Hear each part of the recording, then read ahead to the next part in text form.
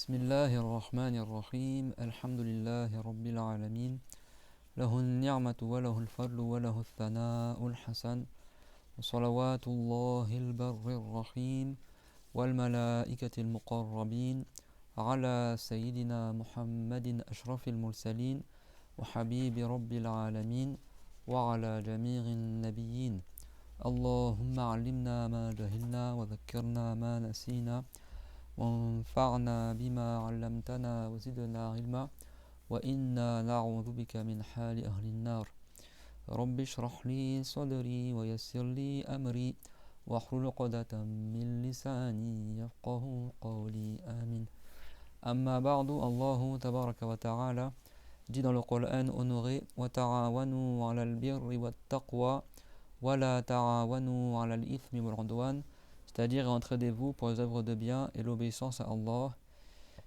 et ne vous entraidez pas pour le péché et la désobéissance à Dieu. Donc on fait une bonne intention, lillahi ta'ala, dans le fait de réviser ensemble la science de la religion, et plus particulièrement ce qui est nécessaire pour être pieux. À savoir ici, le chapitre de la purification. On arrive à la fin du livre et on continue, Inch'Allah, par l'agrément de Allah Azza wa Jal, le chapitre des menstrues, et on essaie de terminer le livre, Inch'Allah, aujourd'hui. En application de la parole du prophète sallallahu alayhi wa sallam, innamal a'malu bin niyyat wa innama likulli imri'in ma nawa, c'est-à-dire certes les bonnes œuvres ne valent que par les intentions, et certes chaque personne a pour elle c'est pourquoi elle a fait l'intention. Donc c'est qui se rappelle, interro surprise, c'est qui se rappelle l'âge minimal des menstrues dans l'école de Shafi'i. C'est 9 ans lunaire environ. Pourquoi on dit environ? Parce que si ça précède 9 ans lunaires d'une durée qui n'est pas supérieure au minimum des menstrues et au minimum de la période de pureté, on considère aussi que c'est des menstrues. Même s'il a 8 ans, à la fin de ses 8 ans, donc c'est quoi le minimum des menstrues? Durée minimale 24 heures. Et le minimum de pureté c'est quoi, Redouane? 15 jours. Donc c'est quoi la durée du minimum des menstrues plus la durée de la pureté minimale? 16 jours, c'est bon. Donc si la jeune fille elle a 9 ans moins ce qui est inférieur à une période de 16 jours, on considère aussi que c'est des menstrues si elle voit du sang qui a la couleur du sang des menstrues, c'est bon? C'est-à-dire si c'est 9 ans moins 15 jours, 9 ans moins 10 jours, 9 ans moins 9 jours, on considère que c'est des menstrues, c'est bon? Par contre, si c'est 9 ans moins 16 jours ou 9 ans moins 17 ou 18, c'est pas des menstrues. C'est clair? C'est-à-dire que c'est environ 9 ans lunaires. Et Shafi'i, il a estimé comme ça que 9 ans, et si ça précède les 9 ans, mais d'une durée qui n'est pas égale au minimum des menstrues additionné au minimum de la pureté, c'est-à-dire 16 jours, si c'est pas supérieur à ça, ou égal, et ben on considère aussi que c'est des menstrues. Ça veut dire que ça, Shafi'i, c'est basé, vous vous rappelez ce qu'il a vu en Irak, c'est un pays où il fait très chaud aussi. Et lui a déjà rencontré des filles qui, à 8 ans, se sont mariées, ont eu une fille qui a aussi 8 ans, et à 21 ans, était déjà grand-mère. Ça, je vous fais le rappel, et je vais refaire le rappel, Inch'Allah, parce que c'est important pour nous de savoir que déjà les mœurs dans le passé n'étaient pas les mêmes qu'aujourd'hui. Et dans les pays chauds, les filles, très tôt, quand on dit qu'elle a des menstrues, ça ne veut pas dire qu'elle a un corps de bébé et elle a des menstrues. Vous comprenez ce que je veux dire ou pas? Si à 8 ans et presque 9 ans, moins 15 jours par exemple, elle a le sang des menstrues, ça veut dire qu'à 8 ans, elle avait déjà un corps de femme. Tu ne vas pas avoir des menstrues alors que le corps, c'est-à-dire qu'elle devient une femme à ce moment-là. C'est clair pour tout le monde? Un garçon qui devient pubère devient un homme. Une fille qui a les menstrues devient une femme. C'est bon? Considère qu'elle est devenue pubère. C'est-à-dire que si tu considères que la fille qui a rencontré Imam Shafi'i, elle avait 9 ans, elle s'est mariée à 9 ans, elle a une fille à 9 ans, ça veut dire qu'elle était pubère à 9 ans, ça veut dire qu'elle était une femme à 9 ans. C'est-à-dire que physiquement, c'est déjà une femme, c'est clair pour tout le monde? Parce qu'elle avait les menstrues, etc. Elle pouvait enfanter. D'ailleurs, la grossesse chez les Malikites, c'est un des signes de la puberté. Ça veut dire qu'il ne faut pas calquer sur les Européens. Ici en Europe, à 14 ans, la fille devient pubère. Quand tu dis une fille de 8 ans, elle s'est mariée, tout le monde dit, tu vois, le hola, oh, c'est quoi ça c'est soi-disant pédophilie, etc. Je dis ça quand je vais en parler. C'est-à-dire quand on dit que le prophète s'est marié avec Aïcha et qu'elle était jeune, déjà première chose, c'était très courant chez les Arabes de se marier avec des filles qui sont beaucoup plus jeunes que eux, et c'était courant aussi en Europe. l'âge du mariage en France c'est 15 ans et 6 mois je crois. Aujourd'hui tu dis c'est marié à 15 ans, ok si elle devient pubère à 14 ans, tu vois je veux dire ou pas? 15 ans t'es pas majeur, t'es mineur. Et pourtant en France t'as le droit de te marier à 15 ans. Est-ce que tu vas dire que son mari c'est un pédophile? Parce que sa femme elle avait 15 ans? Comprenez ce que je veux dire? Et ça c'est en France où les filles elles ont la puberté en général après les garçons. Les garçons c'est vers 11-12 ans, c'est ce que j'ai appris au collège, hein. Les filles c'est plus un peu plus tard en général, 13 ans, 14 ans, etc. Ben nous on parle pas de ça. Nous on parle de pays où les filles elles ont la puberté à 8-9 ans. Elles sont déjà des femmes à 8-9 ans. C'est clair? C'est-à-dire, même jusqu'à aujourd'hui, tu vas en Afrique ou tu vas dans certains pays arabes, etc. Les filles à 10 ans, on dirait déjà des femmes. C'est bon? Donc, si quelqu'un il entend que le prophète s'est marié avec Aïcha alors qu'elle était jeune, ça veut pas dire que c'était un pédophile. Déjà, si c'était un pédophile, un pervers, tout ça, pourquoi les Arabes à son époque ils l'ont pas blâmé sur ça? T'as aucun Arabe. Pourtant, les mouchekines, t'as vu, ils laissaient rien passer, hein. S'ils avaient le moyen de retenir quelque chose contre le prophète, ils n'ont rien trouvé, donc à la fin, qu'est-ce qu'ils ont fait? Ils ont menti sur lui. Ils ont dit quoi? Ils ont dit, soi-disant, tu peux, franchement, ces histoires de live là, c'est vraiment fatigant. Je sais pas, me demande de bailler l'écran là. Tu peux mettre le téléphone de ton côté et tu regardes si jamais il y a un truc. Parce que là...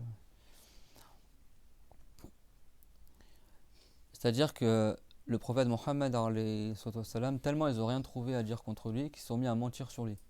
Tellement ils n'avaient aucun argument contre lui. Aujourd'hui, ils sortent quoi comme argument pour le prophète Mohammed, soi-disant c'était un pédophile, pourquoi vous suivez ce prophète, etc. Comme si en Europe, je crois que les rois de France, etc., ils n'avaient pas. Ils se mariaient pas avec des femmes qui étaient jeunes, etc. Surtout que là, on parle d'un mariage. Comment tu parles de pédophilie alors qu'ils se sont mariés? C'est pas un viol. Il y en a même, ils te disent sur internet, ouais, il a violé Raïcha à 9 ans et vous le suivez. Qu'est-ce que tu racontes, toi? Et déjà, en plus, se marier, est-ce que le fait de se marier, ça veut dire que tu vas faire le rapport sexuel directement? Tu peux très bien te marier avec une femme et 10 ans après consommer le mariage. Pas parce que le prophète s'est marié avec Aïcha, elle était jeune, que ça veut dire que tandis qu'elle était jeune, le prophète a fait forcément le rapport avec elle à l'âge où il s'est marié avec elle. Vous comprenez ce que je veux dire? Ça, c'est juste parce qu'aujourd'hui, il y a des gens, même, ils quittent l'islam à cause de ça, hein. Pour des trucs aussi débiles, ceux qui n'ont pas appris la religion. Excuse-moi, mais les femmes arabes, il y a 1400 ans, c'est pas les bébés là européennes que tu trouves à notre époque qui à 30 ans elles habitent encore chez leurs parents et qui sont encore en train de jouer aux poupées et à Barbie. Aujourd'hui les filles ou les garçons à 20 ans c'est encore des bébés. Dans le passé c'était pas comme ça. Dans le passé à 1400 ans le garçon à 13 ans peut-être qu'il était déjà marié avec des enfants. Et c'est pas que dans le passé, même jusqu'à maintenant dans certains pays où la vie elle est beaucoup plus rude qu'en Europe, les enfants très tôt c'est des hommes et des femmes. C'est vrai qu'il ne faut pas calquer. C'est vrai qu'aujourd'hui, tu prends une petite fille française de 8 ans qui a une bouille de bébé et tout, tu n'arrives pas à imaginer comment une fille comme ça va se marier. Mais à l'époque du prophète, c'était pas les mêmes femmes. Et c'était pas les mêmes régions. Jusqu'à aujourd'hui, n'est-ce pas? Moi, je vois parce que moi, j'ai déjà travaillé dans des écoles coraniques.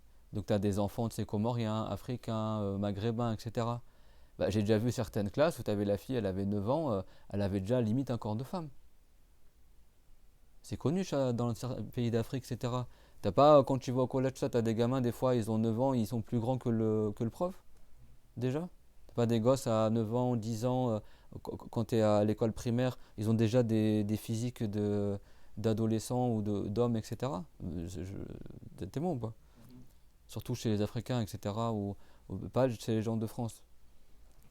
Donc tu ne peux pas calquer comme ça, dire oui, comment ça, 8 ans, etc. Et en plus, c'est pas parce qu'aujourd'hui, toi, tu as un point de vue sur sociétal que ça veut dire que ton point de vue il prime sur tous les points de vue du monde. Il y a 1400 ans, les gens ne vivaient pas comme maintenant. Et chez les Arabes, c'était courant que les gens ils se mariaient avec des femmes qui étaient jeunes. Et en Europe, c'était pareil aussi avant. Le gars, il ramène un truc d'il y a 1400 ans au jour, à notre société actuelle. Regardez, c'était un pédophile, etc. Est-ce que le prophète, il a capturé Aïcha, il l'a volé de chez Abu Bakr et il l'a violé, etc. Mais n'importe quoi. Ça, c'est que des mensonges. En fait, c'est des gens comme eux, ils sont pervers, ils ont une mauvaise mentalité, ils interprètent d'une mauvaise manière. Vous comprenez ce que je veux dire? Ça, je vous le dis parce que le danger, il est grand. Maintenant, c'est systématiquement l'argument que les gens ils sortent sur Internet. Ils cherchent même plus à savoir la croyance de l'islam, etc. Ça veut dire quoi? Ces gens, ils n'ont pas d'argument. Parce qu'il y a des moyens, si vraiment l'islam c'était faux, tu prouves par A plus B que la croyance de l'islam elle n'est pas logique, etc. C'est faux et c'est légalement, point, c'est tout. C'est-à-dire qu'ils n'ont rien à dire sur le Coran, rien à dire sur le hadith, rien à dire sur le comportement du prophète, sur ce qu'il enseignait, sur la croyance de l'islam, sur le fiqh, la science qu'on a, le code civil qu'on a, etc. Ils n'ont rien à dire. Ils ont tellement rien trouvé à dire qu'à la fin, qu'est-ce qu'ils ont trouvé? Ah, le prophète s'est marié avec une fille qui, soi-disant, avait 9 ans, parce qu'elle n'avait pas 9 ans quand il s'est marié avec elle. Elle a 9 ans, donc c'était un pédophile, donc voilà, vous suivez un pédophile, donc c'est même pas la peine de parler avec vous, etc. Tu crois que si c'était un défaut aussi flagrant, je te parle même chez les Européens, ça fait combien de temps qu'ils ont cet argument-là? Ça fait peut-être 2-3 ans. Avant, même au XVIIe siècle, XVIIIe siècle, le XVe siècle, XVIe siècle, etc., il n'y a aucun Européen qui a blâmé le prophète sur ça. Aucun. Et même si tu blâmes sur le fait d'avoir plusieurs femmes, tu crois qu'il n'y avait pas des rois en Europe qui avaient plusieurs femmes? Je parle de plusieurs femmes en contrat de mariage, pas des maîtresses. Ça se faisait en Prusse et ailleurs. Tu as même des vidéos encore en noir et blanc où tu vois le roi dans son carrosse avec ses 3 femmes, etc. Je ne sais plus, en Prusse, je crois c'est en Allemagne à l'époque. À l'époque du prophète, alayhi salam, tu avais un mouchrik, c'était pas un musulman, il avait 10 femmes. 10 femmes, c'était pas un musulman, il s'appelait Raylan. Il avait 10 femmes. C'est-à-dire que même quand le prophète il avait 8 femmes, aucun arabe lui a dit c'est quoi ça, c'est quoi votre religion, t'as 8 femmes, etc. Même les non-musulmans parmi les arabes, il y en a, ils avaient plus d'épouses que le prophète, alayhi salam.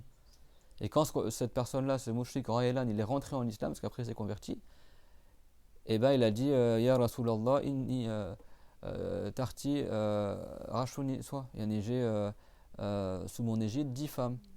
Et le prophète lui a dit bah t'en gardes 4 et le reste tu les sépares. Parce qu'en islam, il ne peut pas avoir plus que 4. C'est-à-dire que c'est des mœurs que c'était courant chez les Arabes. Et si c'était blâmable chez les Arabes à l'époque, à 1400 ans, que quelqu'un soit marié avec une jeune fille, bah je te dis bien que les Arabes ne seraient pas privés de blâmer le prophète sur ça. Personne n'a jamais parlé. Ni à son époque, ni au siècle d'après, ni au siècle d'après, ni au siècle d'après. C'est qu'aujourd'hui, 1400 ans après, que les gens ils commencent. En plus, pile dans la période, pile dans l'époque où les gens ils veulent remettre à la mode la pédophilie, où ils veulent mettre LGBT à l'école, où ils autorisent le mariage entre hommes, le mariage entre femmes, le mariage avec des animaux. Dans certains pays, en Suède et ailleurs, ils autorisent la zoophilie. Dans cette période-là où, soi-disant, c'est open space, dans ces sujets-là, tout le monde, soi-disant, peut faire ce qu'il veut, et c'est ces gens-là qui vont nous dire votre prophète s'est marié avec une fille de 8 ans, c'était un pédophile, donc il ne faut pas le suivre. Par contre, toi, ton président qui est marié avec un homme, ou ton voisin qui est marié avec son chat, là, ça ne te dérange pas, par contre. Non, mais c'est vrai. C'est-à-dire, c'est quoi cette hypocrisie? Mais c'est qu'en fait, eux, ils sont eux-mêmes dans ces trucs-là pervers, que quand ils entendent un texte sur le prophète Mohammed que sa femme était jeune, ah, donc c'était un pédophile, ah, donc il l'a violée. Quand ils entendent que le prophète a mis sa salive honorée dans la bouche d'un bébé pour faire la sunna du tarnik, eux, ils comprennent quoi? Le prophète, il a fait un patin à un bébé. C'est eux qui ont l'esprit mal placé. C'est vrai que quand toi, tu as des mœurs débridées, soi-disant libertins, etc., le mec, il interprète selon son mode de vie à lui. C'est-à-dire ceux qui accusent le prophète de pédophilie, qui se posent des questions, est-ce que c'est pas eux plutôt les pédophiles? Parce que comment lui, il comprend ça? Il l'a violé, il l'a machin pédophile. Et tu as découvert ça il y a 1400 ans après le prophète Mohammed et personne ne l'avait su avant. Personne n'a parlé parce que le prophète a fait un contrat de mariage valable avec le père de Aïcha qui était Abu Bakr al-Siddiq. Et Aïcha était consentante, etc. Et elle était très heureuse avec le prophète. C'est devenu la meilleure femme, la plus savante femme du monde. J'ai du mal à respirer. Mais ceux qui sont ignorants ne connaissent pas l'histoire. Déjà, il y a 1400 ans, c'est comme ceux qui blâment les musulmans sur l'esclavage. Parce que vous croyez qu'à 1400 ans, les Européens n'avaient pas d'esclaves? Il n'y avait pas d'esclaves chez les Perses, chez les Romains. Tout le monde avait des esclaves à l'époque. Et l'islam, qu'est-ce qu'il est venu? Avec quoi? Avec la libération des esclaves. À l'époque du prophète, tu as même des compagnons qui se sont fait capturer par des tribus arabes et qui ont été revendus comme esclaves. Khubayb, n'est-ce pas Khubayb, le compagnon qui a innové les 2 rakas avant d'être condamné à mort? Lui, il avait tué certains mouchikines dans la bataille. Et le prophète, il avait envoyé Khubayb et un groupe de compagnons en tant qu'observateurs dans une région, etc. Et il y a eu un guet-apens des mouchikines. Ils ont tué une partie d'entre eux et ils ont fait prisonnier Khubayb et 2 autres encore. Et après, ils les ont mis en prison, ils les ont gardés. Et après, ils les ont revendus à la Mecque comme esclaves. Et là, on parle entre arabes. On ne parle pas en musulmans.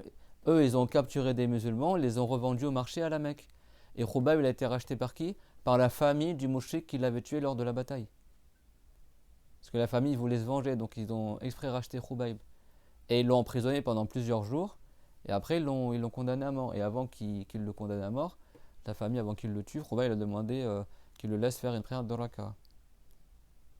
Et après, il a dit ses vers de poésie connus. Il a dit si je voulais pas, si je ne craignais pas que vous croyiez de moi que j'ai peur de la mort, j'aurais prié plus longtemps encore. Et après, il a dit les vers de poésie connus.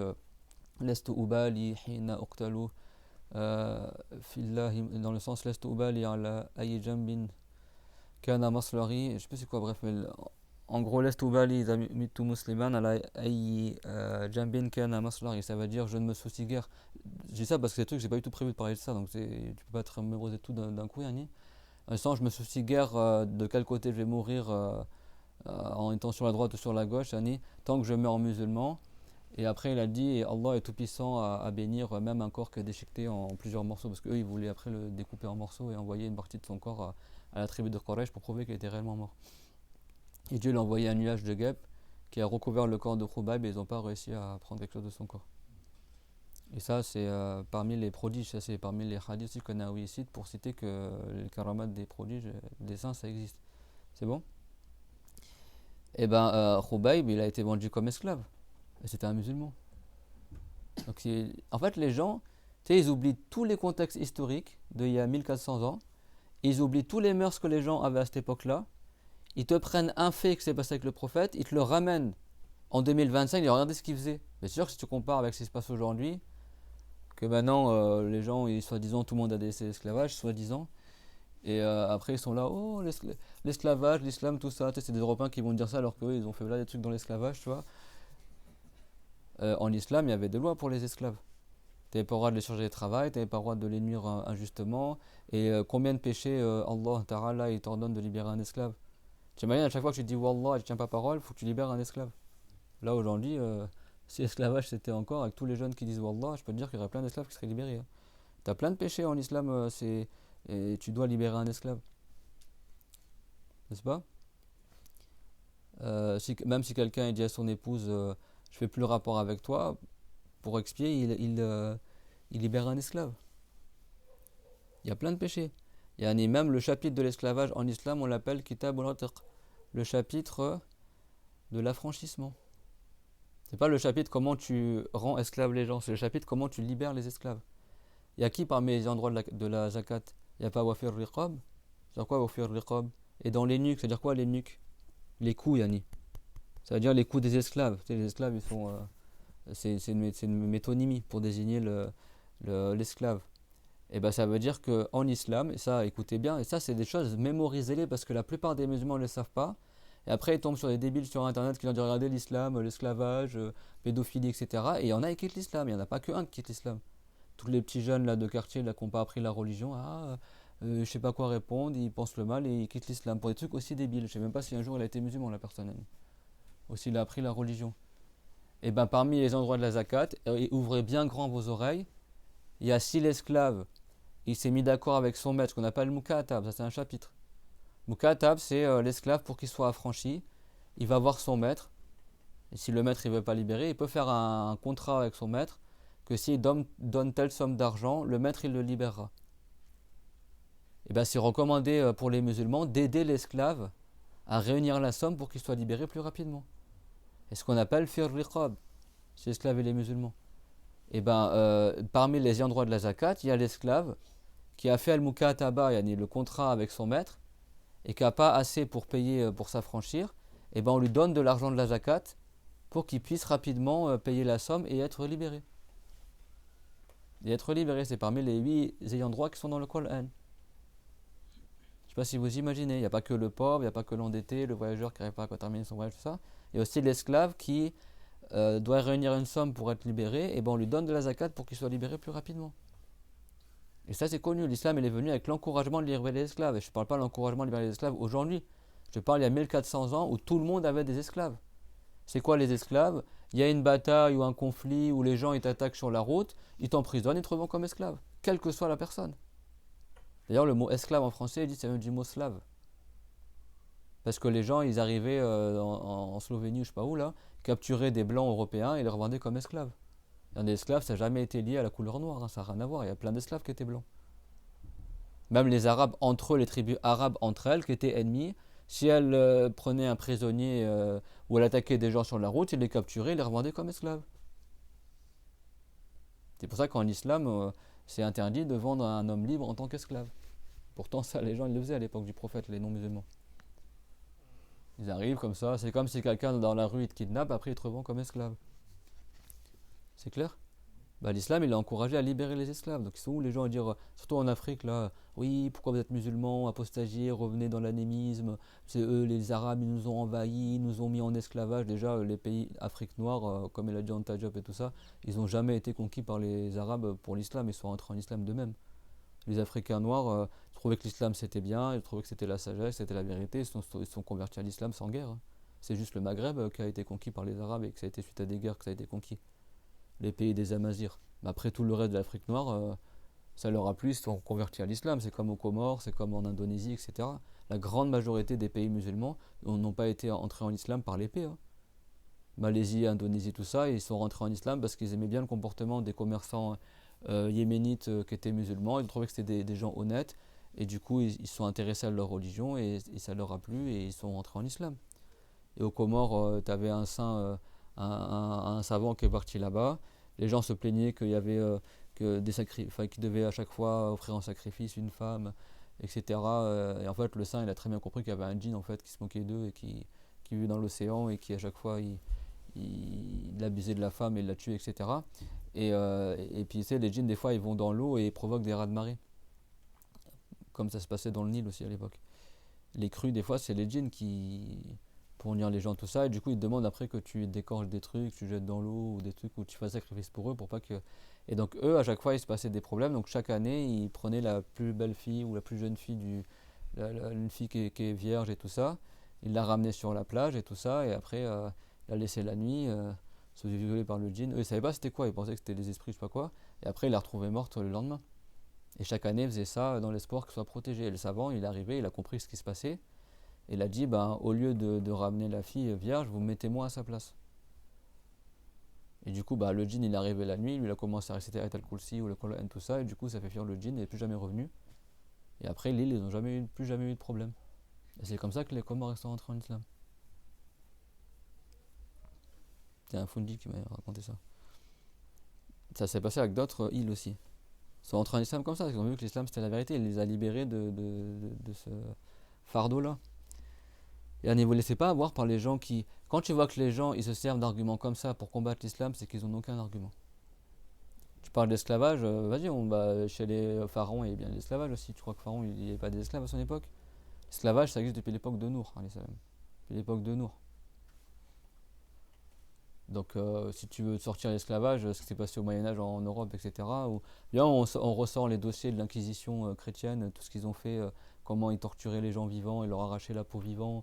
Moi, j'ai visité le musée de l'Inquisition en Espagne, en Castille et Léon. Il y a un musée aussi comme ça en France, à. Comment s'appelle la ville déjà? Dans le sud de la France, là. Je sais plus comment elle s'appelle. Carcassonne, je crois. Il faut quand même être vraiment hyper tordu pour faire des musées sur ça. Où ils t'exploitent l'instrument de torture et comment ils torturaient les gens. Et j'ai même pas envie de vous décrire comment c'est quoi l'instrument de torture qu'ils utilisaient. Des trucs que aucun musulman n'a jamais fait. Les musulmans, en islam, c'est recommandé de bien se comporter envers le prisonnier. Les musulmans n'ont jamais torturé les prisonniers, etc. Quand c'est des non-musulmans qui sont emprisonnés chez eux, jusqu'à maintenant, hein. Tu regardes juste à voir ce qui se passe en Palestine. Vois comment ils sont traités les prisonniers chez les autres, là, et vois comment ils sont traités les prisonniers chez les Palestiniens. Les mecs, ils sont été libérés de prison, ils embrassent leur geôlier et tout, ils ont limite. C'est vrai. Il y a Charles V, je crois, il a été emprisonné chez les musulmans en Égypte. Le roi de France. Il a été bien traité, après il est reparti en France, et après il a voulu repartir en guerre contre les. Il l'appelle soi-disant. Euh,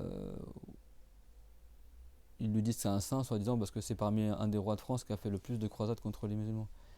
Et quand il a voulu repartir en guerre contre les musulmans d'Égypte, ils lui ont écrit une lettre et dit si tu veux retourner dans nos prisons, t'inquiète pas, il y a toujours le pain sec et la cante qui t'attend. C'est-à-dire les gens, ils crachent sur l'islam, mais ils oublient, nous, alhamdoulilah, on n'a rien à cacher. Si toi tu veux déformer l'histoire ou faire croire que les musulmans c'est ci ou c'est ça, etc., viens, on sort les dossiers de chez vous. Et les dossiers, pas besoin de retourner à 1400 ans, hein, les dossiers d'aujourd'hui. Hein. Viens, vous dites pédophile, tout ça, viens, on sort les dossiers de vos chefs d'État, de vos maires de ville, de vos juges, de vos trucs, de machin, de vos directeurs d'école. On a assez d'histoires entre ce qui se passe dans les clubs de sport, ce qui se passe dans les écoles françaises, ce qui se passe dans les trucs comme ça. Après, ils sont là. Bah, ces gens, ils sont tellement dans des mœurs tordues comme ça, bah, ils entendent le prophète s'est marié avec une fille, elle était jeune, ah bah c'était un pédophile. Allah yarhamuna. Ces gens-là, en fait, les accusations qu'ils portent à l'islam, ça les dévoile eux-mêmes en fait. Parce que quelqu'un qui a un cœur saint, tu prends un mec qui n'a pas grandi en Occident, etc., qui vient d'un pays un peu reculé, qui est conservateur dans ses traditions, etc., et tu dis le prophète s'est marié avec une femme jeune, et alors, tu vois, tu choisis l'âge que tu veux, tu vois, pour ta femme, etc., c'est quoi le problème en fait? En France avant, c'est pas la peine d'aller chercher il y a 50 ans, euh, il y a 50 000 ans plutôt. Tu vas sur YouTube, dans les archives de l'INA, tu as des vidéos en noir et blanc où ils interrogent des femmes qui ont 15 ans, est-ce qu'elles aimeraient se marier à cet âge-là, etc. Regarde comment elles sont ces femmes-là à 15 ans. Tu les vois, Wallah, il azim, mais j'ai juré par Allah, et on a vu hier c'est quoi l'expression. Wallah, il azim, tu vois ces femmes-là, on dirait elles ont 30 ans ou 40 ans. Elles n'ont que 15 ans. Ils sont là, les interviews, alors t'as 15 ans et 6 mois, t'as atteint l'âge officiel du mariage en France, alors est-ce que t'aimerais te marier, tu vois, et même comment elle parle et tout ça, elle est en train de coudre, je sais pas quoi, oh je sais pas, je réfléchis encore, je pense que je suis peut-être pas encore prête, ou oui, oui, je pense que c'est une bonne chose de se marier jeune, etc. Et il faut des interviews comme ça, allez voir vous-même, et regarde la tête qu'elle a la femme. Et même sans parler d'il y a 30 000 ans, années 70 en France, regarde Brigitte Bardot et compagnie, les actrices, tout ça. Tu vois, elles ont fait des films et tout ça, elles sont des femmes. Regarde l'âge qu'elles avaient quand elles ont fait ces films-là. Elles avaient 16, 18 ans. Et pourtant, quand tu les vois, si tu voyais une femme comme ça aujourd'hui, tu dirais elle a 30 ans ou 40 ans. Elles avaient juste 16, 18 ans. Dans le passé, même en France, il y a même la génération de nos parents ou de nos grands-parents, les gamins à 15 ans, à 16 ans, ils avaient déjà des physiques d'adultes. Même tu vas dans les trucs de l'INA, années 30 ou machin, ils interrogent des gosses dans la rue, tu vois, le gamin il a 14 ans, on dirait qu'il a 20 ans le mec. Comment il parle, comment il est habillé, physiquement comment il est, etc. Et là on parle de trucs il y a 30, 50 ans, 60 ans. Alors que dire il y a 1400 ans. 1400 ans, c'était pas les mêmes corps que nous, c'était pas les mêmes mentalités, les mêmes modes de vie. Les gens très tôt, à l'époque du prophète, les gamins de 15 ans ils partaient sur le champ de bataille avec l'épée. Tu crois que c'était les ados d'aujourd'hui, là, tout chétifs, qui sont avec leur peluche et leur Game Boy? Ou leur Nintendo Switch plutôt maintenant, parce que c'est la Game Boy. Non mais c'est vrai. Vous connaissez cher Omar? Lui il m'a dit, là, il a son frère en Mauritanie ou je sais plus qui. Il m'a dit à 15 ans, il part tout seul de Mauritanie à pied avec son troupeau de bétail jusqu'au Mali. Il vend son bétail et il revient. Et il a que 15 ans. Et il fait ça tout seul et il vit comme un homme. Il m'a dit, il a sorti ça à une des femmes en France là, qui était là en train de faire ça. Tiens, ils sont là, soi-disant, l'adolescent, préadolescence, tu vois, les enfants, il faut pas trop les choquer, machin, etc. Ben, il m'a dit, il lui a sorti ça, il lui a cloué le bec à la femme. Elle dit, qu'est-ce que vous nous faire croire? Vous infantilisez les gens que la personne, elle a 14 ans, c'est encore un bébé. Vous comprenez ce que je veux dire? Si quelqu'un ne comprend pas ça, mais toi, dis-toi que les Arabes n'ont pas les mêmes modes de vie que les Européens. Et il y a 1400 ans, les gens ne vivaient pas comme maintenant. Vous comprenez ce que je veux dire? Et puis, si l'imam Shafi'i, il a trouvé une femme qui était grand-mère à 21 ans, qui s'est mariée à 9 ans, et sa fille elle-même, elle s'est mariée à 9 ans, et c'était pas en Arabie, c'était en Irak, bah pose-toi des questions. Tu vois, c'est-à-dire que c'est pas un cas isolé et quand on dit, c'est pourquoi l'âge minimum des menstrues, ça c'est une preuve. Pourquoi l'âge minimum des menstrues, c'est 9 ans moins 15 jours? C'est bon? Période minimale. 9 ans moins 15 jours, c'est-à-dire que la fille, elle a encore 8 ans. Ça veut dire que c'est possible qu'à la fin de sa 8e année, Elle a déjà un corps de femme, elle est menstruée. Ça se passait dans le passé. Peut-être qu'aujourd'hui, en Europe, peut-être tu n'as jamais vu ça. Dans les pays chauds, tu peux voir ça. Et en Irak, Bagdad, c'est cité comme les villes comme étant des villes très chaudes au niveau du climat. Et quand il fait très chaud, le corps il se développe différemment que dans les pays froids comme les pays en Europe, etc. C'est la même chose. Tu vas dans un village, je sais pas où, en Chine ou en Afrique ou en Indonésie, qui ont leur culture à eux, et tu leur montres ce qui se passe en France, ils vont te dire mais c'est des tarés en France. Et c'est pas que ça. Moi j'ai de la famille au Maroc, enfin, des gens que je connais, machin. Ils m'ont dit mais tu sais les Marocains ils parlent français normal. Ils étaient venus, je sais plus il y a 2 ans, ils étaient venus en France, donc j'étais allé les voir, etc. C'est des Marocains. Ils m'ont dit mais c'est quoi votre pays? C'est quoi ces mœurs? C'est quoi ces trucs, etc. J'étais choqué. Dans les pays musulmans, ils comprennent pas c'est quoi cette mentalité en France, soi-disant les mœurs libertins, etc. Je veux dire, toi tu es choqué de comment les Arabes vivaient, les Arabes ils sont choqués de comment vous vivez en France. Pourquoi tu as ton opinion? Tu as compris ou pas le sujet? Si vous nous attaquez sur ça, non, on peut très bien vous attaquer sur ça. Si tu vas voir ton arrière-grand-mère et tu lui expliques ce qui se passe maintenant, tu crois qu'elle va être d'accord avec tout ce qui se passe maintenant? En plus, moi ça m'étonne parce que maintenant qu'ils vont mettre le truc LGBT à partir de l'école maternelle, ça veut dire qu'ils devraient être heureux, soi-disant, de savoir que le prophète Mohammed s'est marié avec une fille qui était jeune. Ah regardez, c'est les musulmans, ils ont ouvert la voie. Tu serais en mode, soi-disant, selon leur mentalité à eux, ça devrait être positif. Ils diraient, eux, ils ont compris il y a 1400 ans, regarde, il s'est marié, n'est-ce pas? Ils n'ont pas fait une pétition dans les années 70, là, plein d'hommes politiques, là, pour autoriser la pédophilie en France. Après, ils ont vite, non, mais c'était une bêtise, ils l'ont vite mis sous la table quand ça n'a pas marché, là. Et maintenant, ils essaient d'y revenir petit à petit. Donc, c'est quoi ces faux arguments? Vous avez compris, c'est quoi cette hypocrisie? Alors, toi, tu acceptes ça, tu veux le faire de ton côté, mais après, tu vas attaquer les musulmans, le prophète sur ça. Surtout que le prophète, ça n'a jamais été un pervers. Hein. Est-ce qu'elle a eu des enfants avec Aïcha? Non, il n'a eu aucun enfant avec Aïcha. Et qu'est-ce qu'il faisait quand c'était la nuit avec Aïcha? Il demandait l'autorisation d'aller au cimetière d'Al-Baqir pour visiter les morts. Toi, tu connais quelqu'un qui est marié avec une femme jeune et belle? C'était la seule femme vierge avec qui il s'est marié. Hein. Vous savez que toutes. Ça, je sais pas, il y a des choses. Il y a une culture que beaucoup de musulmans n'ont pas. Si vous l'aviez, vous rigoleriez quand vous verrez les bêtises que les arguments ils sortent comme de ces gens-là. Vous croyez qu'un homme, soi-disant pervers, pédophile, attaché aux femmes, il se marie qu'avec des femmes qui ont déjà été mariées? Khadija, elle s'est mariée 2 fois avant le prophète Mohammed. Elle a eu 2 maris avant le prophète Mohammed. Et des enfants aussi avant lui. Et elle avait combien de plus que lui? Elle avait 40 ans, lui il avait 25 ans. Et c'était sa première épouse. Déjà, quelqu'un qui court après les femmes, il va attendre 25 ans pour se marier. Et il va se marier avec une femme qui a 40 ans, qui a déjà été mariée 2 fois, qui a eu déjà des enfants, etc. Toutes les épouses du prophète, à part Aïcha, elles ont déjà été mariées avant. Et ça, c'est aussi un bon argument pour ceux qui prétendent qu'une femme divorcée, on ne peut pas se marier avec elle. Ou qu'elle ne peut pas se remarier. Toutes les épouses du prophète, elles ont été déjà mariées avant. Zaynab a été mariée avec qui avant? Avec Zayd. La plupart, là où la grande majorité, voire toutes ces femmes, elles ont été mariées. Soit son mari, il est mort, après le prophète s'est marié avec elle. Soit elle était mariée avec un homme durant la période d'Al-Jahiliya. Après, elle s'est convertie à l'islam et son mari, il a été tué dans la bataille, par exemple. Après, le prophète s'est marié avec elle. Et comme Safiya, par exemple, et d'autres. Si tu regardes les histoires des épouses du prophète, alayhi salatu wassalam, c'est quasiment tous des femmes qui étaient soit divorcées, ou soit son mari il est décédé, ou soit etc. Il n'y a que Aïcha qui elle n'avait jamais été mariée, qui était une jeune fille vierge, et c'est la seule avec qui elle s'est mariée en tant que vierge et jeune fille. Et sa concurrente c'était Zaynab. Mais Zaynab elle a déjà été mariée avant. Sa concurrente au niveau de la beauté et de la jeunesse, c'est bon? Et elle a eu des enfants avec qui le prophète? Avec Khadija.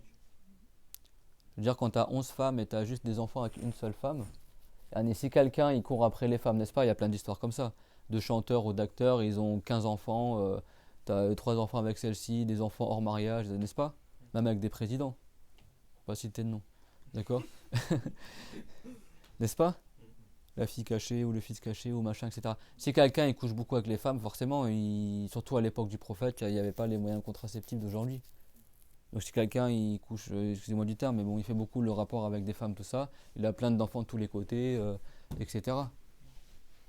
Et le prophète, alayhi salam, il a attendu des années avant de se remarier avec Khadija. Des années. Yani, ça veut dire que c'est pas compatible avec ce qu'ils essayent d'accuser le prophète d'avoir fait. Si tu as un pervers, comme ils disent, soi-disant, avec les femmes ou les enfants, etc., bah dis donc, il est chaste hein, quand même, le pervers. Et pourtant, il a eu environ 11 femmes en tout, le prophète, mais il a été marié en même temps, pas avec 11 femmes en même temps, mais 8 femmes ou tel que cela. Mais en tout, si tu comptes les femmes qu'il a divorcées, les femmes qui sont décédées, etc., ça fait 11 à peu près en tout. Après, il y a des femmes, il y a des divergences. Et même si quelqu'un il dit, oh, c'est quoi ça, 10 femmes et tout ça, demande aux juifs. Moi, j'ai étudié l'hébreu quand j'étais en fac d'arabe. Il y avait quasiment que des juifs dans ma classe quand on faisait hébreu. Bah, eux, en cours d'hébreu, ils nous disaient le prophète Sulaiman avait 1 million de femmes. Ou 100 000 femmes. Donc, c'est quoi le problème, Yann? C'est clair, nous, on dit pas ça, les musulmans. On dit que le prophète Sulaiman, il avait environ 300 femmes. C'est bon? C'est-à-dire, même les non-musulmans, ils savent qu'il y a des prophètes qui avaient beaucoup, beaucoup de femmes. Pourquoi tu. Il y a des gens. Je dis pas que les juifs blâment le prophète Mohammed sur ça, je pense pas d'ailleurs. Mais. Parce qu'ils sont beaucoup proches des musulmans dans plein de pratiques aussi, hein. Mais ces gens-là athées qui blâment, qui pourraient blâmer sur ça, bah pourquoi ne pas blâmer notre prophète sur ça aussi? Vous avez compris? C'est que des arguments qui sont faux en fait. Ça, je vous dis pas ça. Moi, j'aurais voulu qu'on commence un chapitre des menstrues, mais c'est important de savoir ça. C'est quand tu vois que des jeunes aujourd'hui, que leurs parents, ils n'ont pas rempli l'obligation de leur enseigner la religion, ils apostasient pour des arguments aussi débiles, il faut qu'il y a des gens, ils en parlent. C'est pas, ah non, on va cacher, ah non, faut pas dire que le prophète, là, Raïcha était jeune, non, c'est vrai, on a honte, etc. Il n'y a aucun défaut dans l'islam. Il n'y a aucun défaut dans ce que le prophète il a fait. Après, il faut juste le comprendre de la bonne manière. Et on parle d'un contrat de mariage, on parle pas d'un viol. C'est un contrat de mariage. Et il n'a aucun enfant avec elle. Ni avec aucune autre de ses épouses, si ce n'est Khadija. Anha. Qui avait 15 ans de plus que lui. Et qui avait déjà été marié 2 fois avant lui. Et qui avait eu des enfants avant lui. Je veux dire, si un gars il est pervers, attaché aux femmes, etc., déjà il attend pas 25 ans. De deux, il va pas se marier avec une femme qui a 15 ans de plus que lui, qui a déjà été marié 2 fois, etc., etc. Ça montre que le prophète il s'est marié pour des raisons autres. Pour des raisons beaucoup plus nobles que cela. C'est clair, moi, tout le monde? Et ça, je vous le dis, retenez ces arguments-là et diffusez-les autour de vous. Et tu leur dis, tu sais, dans plein de pays du monde, c'est encore monnaie courante de se marier avec des femmes très jeunes. C'est hyper courant. N'est-ce pas? Moi, je connais des frères de la Réunion, il m'a dit, c'est courant chez nous. Et c'est même louable chez eux. Comme ça, après la mère, moi-même, je peux vous le dire, j'étais avec le frère, la Haj Bakir, si vous connaissez. On était en train de réviser le Firqa dans un parc. T'as une femme gitane qui est venue nous voir, je te parle en 2019, hein, c'était il y a 4 ans, il y a 6 ans, c'est bon. Là, à côté de Rosa Parks, là, dans le parc Eol, là, on révisait dans Usul al-Fiqh. T'as peur, il y avait un peu tous les drogués là, qui étaient là-bas. Là. Et t'as une femme gitane qui est venue nous voir. Et puis t'avais un mec qui est venu pour nous demander la drogue ou je sais pas quoi, soi-disant. Parce que tous les drogués, tu sais, c'est à l'époque où tous les mecs du 19e ils étaient tous réfugiés dans le parc là. Et moi je savais pas, on s'était assis là parce qu'on était de passage, on voulait se faire à un endroit pas trop loin, etc. Et on s'est assis et il y a une femme qui était assise sur un banc, mais genre à 5 mètres de nous. Et t'as un mec qui est venu nous voir pour nous embêter un petit peu. Elle est venue, elle a demandé de partir. Elle a dit arrête, tu vois pas que tu es en train de rester le Coran, tu t'en vas. Tu vois, tu les déranges. Parce qu'en fait, nous, comme on est arabophone, en fait, on révisait un livre de fiqh en arabe. Et elle, comme bon, elle est pas musulmane, elle est ignorante, elle pensait que c'était le Coran qu'on lisait en fait. En fait, juste on lisait en arabe, je lui donnais cours dans un truc de fiqh, on révisait ensemble. Et après, du coup, elle s'assied à côté de nous, elle nous parlait, etc. On lui parlait un peu de l'islam, tout ça. Et elle disait qu'elle était triste parce que sa mère, elle venait de mourir. Et elle disait, ma mère, j'étais hyper proche d'elle parce qu'on avait que 10 ans d'écart. C'est-à-dire que sa mère, elle avait 10 ans. Et c'était une femme gitane, d'origine gitane. Je veux dire, on n'est pas il y a 1400 ans là. Et t'as plein d'histoires comme ça. Et t'as plein de peuples où c'est encore courant de se marier, la fille elle a 11 ans, elle a 10 ans, etc. Alors que dire dans les pays où il fait très chaud, où les femmes à 8 ans, elles ont déjà un corps de femme. C'est pas concevable que quelqu'un se marie avec elle. C'est clair, mon tout le monde? Donc, même si toi, ça peut te paraître étrange tout ça, accepte l'idée qu'il y a des mœurs qui changent en fonction des pays Et que jusqu'à aujourd'hui, dans beaucoup de pays, c'est louable de se marier avec des filles plus jeunes. Et à La Réunion, ça se fait encore. À La Réunion, moi je connais un frère réunionnais que vous connaissez aussi, je pense certains, et ben il me disait chez nous c'est courant. Et c'est même louable parce que comme ça, après la femme, elle est grand-mère ou elle est mère, il y a un lien très fort entre la grand-mère, la mère et la petite fille, parce qu'elles ont quasiment le même âge. Tout comme en France, maintenant les mecs ils se marient à 30 ans, ils ont des enfants à 40 ans, le mec, moi je le vois, hein, quand tu vas dans les écoles primaires ou maternelles, tout ça, on dirait que chez les Français, je parle pas chez les étrangers, mais chez les Français, limite on dirait que le père c'est le grand-père quoi. Les mecs, ils ont déjà les cheveux blancs, il ramène son fils, son gamin, il a 3 ans. Il aura 3 ans, le mec, il a déjà 40 ans. Et il aura quel âge quand son enfant, il aura 13 ans? Il aura 50 ans. Quand son gamin, il aura 20 ans, et le gars, il sera déjà à la retraite. Dans plein de pays, c'est pas du tout le cas. Dans plein de pays, et moi, je connais même quand j'étais au Liban, j'ai plus d'un exemple hein, de femmes qui se sont mariées très jeunes avec des hommes qui étaient beaucoup plus âgés qu'elles. Et j'ai plus d'un exemple. Ma voisine, c'était le cas. Ma voisine, elle avait 2 filles et un garçon. Elle me disait quand elle allait chercher sa fille qui était ado à l'école, et ben les profs lui disaient non, non, mais c'est ta mère qui vient chercher, c'est pas la grande sœur, tout ça. Je dis mais c'est moi la mère. Il la prenait pour sa grande sœur. Et jusqu'à maintenant, sa fille, elle est mariée avec des enfants, tout ça. Bah, tu vois sa mère, tu lui donnes même pas 40 ans. Parce qu'elle s'est mariée jeune, c'est très courant chez les Arabes. Mec, c'est très courant. Moi, je connais même une femme, elle s'est mariée à 12 ans. Avec un homme beaucoup plus âgé qu'elle. C'est autre que ma voisine que je vous ai citée là. Et c'est des gens qui sont encore vivants aujourd'hui. Hein. Donc, excuse-moi, les pays arabes, c'est pas comme les pays européens. Il y a des mœurs différentes, il y a des physionomies différentes, il y a une génétique différente. Et puis, que dire, il y a 1400 ans, où les gens étaient beaucoup plus beaux, ils vivaient beaucoup plus longtemps, etc. C'était pas les mêmes rapports, même au niveau du temps, etc. Ça avait rien à voir. Au niveau des physiques, au niveau. D'ailleurs, 1400 ans, ça veut dire. Si tu parles de l'Antiquité, par exemple gréco-romaine, ça va être les mêmes mœurs qu'aujourd'hui. Viens, on en parle, l'Antiquité grecque, qui est la référence soi-disant d'Européens. Viens, on en parle. De Aristote ou de Platon qui avaient des histoires, des amourettes avec leurs élèves ou des trucs comme ça. T'en as plein, hein, des histoires hein, chez les Grecs. Hein. Je peux te dire que les Grecs, chez eux, LGBT, c'était déjà bien développé. Hein. Non, je vous le dis. Si les gens ils critiquent l'islam, n'est-ce pas en Europe, c'est quoi leur référence? Philosophie grecque. Eh bien, on fouille dans la philosophie grecque. Refais des recherches. Fais des recherches. Mon frère, il a fait un exposé sur ça quand on était au collège. Je peux dire que les Grecs, c'était à fond LGBT. Hein. C'est ça vos références? Bah, ça m'étonne pas que tu comprennes de travers que le prophète s'est marié avec une fille qui était jeune. Hein. Parce que va voir comment ils vivaient les Grecs. Ils sont là, et, comme ils disent en arabe, ils remarquent la petite poussière qu'il a dans ton œil et il oublie le tronc d'arbre qu'il a.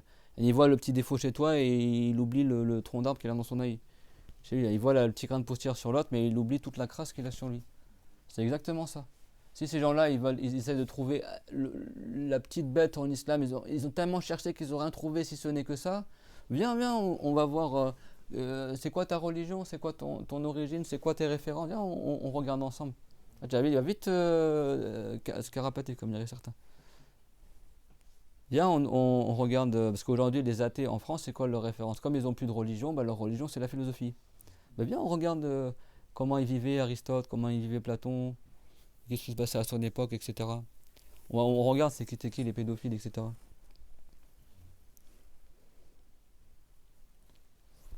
Ah, après, ils nous critiquent. Ah oui, c'est quoi ça l'islam? Faites l'istinja avec de l'eau, avec de la pierre, etc. Bah, les Grecs, ils faisaient l'istinja avec la pierre, c'est quoi ton problème? T'as des poteries où on voit que les Grecs, ils faisaient la même chose. À l'époque du prophète, les gens, ils faisaient tous pareil, hein, quasiment. C'est pour ça que moi je vous dis, le grand fléau de notre époque, c'est l'ignorance et la stupidité. Aujourd'hui, si les gens n'avaient même pas, même si t'as pas appris la religion, mais t'as la culture générale, je peux te dire que tu les casses juste avec leur propre culture générale. C'est ça, cultivez-vous. Ne soyez pas des abrutis comme... moi j'ai donné cours dans des mosquées, je connais notre frère, c'était pareil aussi. On était choqués, parce que nous on n'est pas de Paris, on était choqués du niveau des gens. On donnait cours à la mosquée, on a l'impression que tu donnes cours que à des abrutis. Mais c'est vrai, des mecs qui savent pas écrire, ils savent pas lire un livre de religion, tu poses une question, la réponse elle est marquée sous ses yeux, il n'est même pas capable de lire un livre, il n'est même pas capable de formuler une question, il n'a aucune culture générale, il ne sait pas parler français. Enfin, moi, au bout d'un moment, je me dis, mais c'est quoi ça? En région parisienne, les gens ils vont pas à l'école ou quoi? Non, moi je vous le dis. En province, c'est pas du tout le même niveau. Hein. Après, il y a l'écart générationnel, etc. Mais je peux vous dire que ça ne vole pas haut du tout. Et surtout chez les gens d'origine musulmane. Et ça, c'est vraiment une catastrophe. Et bah, plus tu es ignorant, plus tu n'as aucune culture générale, tu connais même pas ta langue et rien du tout, et bah, plus tu es facile à égarer. C'est-à-dire que les non-croyants, maintenant, ils te sortent n'importe quel faux argument. Et tu vois, les gens, après, ils vont ouvrir sa page TikTok. Voilà, moi j'ai apostasié, je vous le dis. Ou t'entends si sa sœur est devenue chrétienne ou lui est devenu athée, etc. C'est pas drôle du tout, ça se passe de plus en plus, hein. Parce que les jeunes aujourd'hui, ils sont tellement paumés et tellement ignorants que tu leur sors n'importe quoi avec l'islam.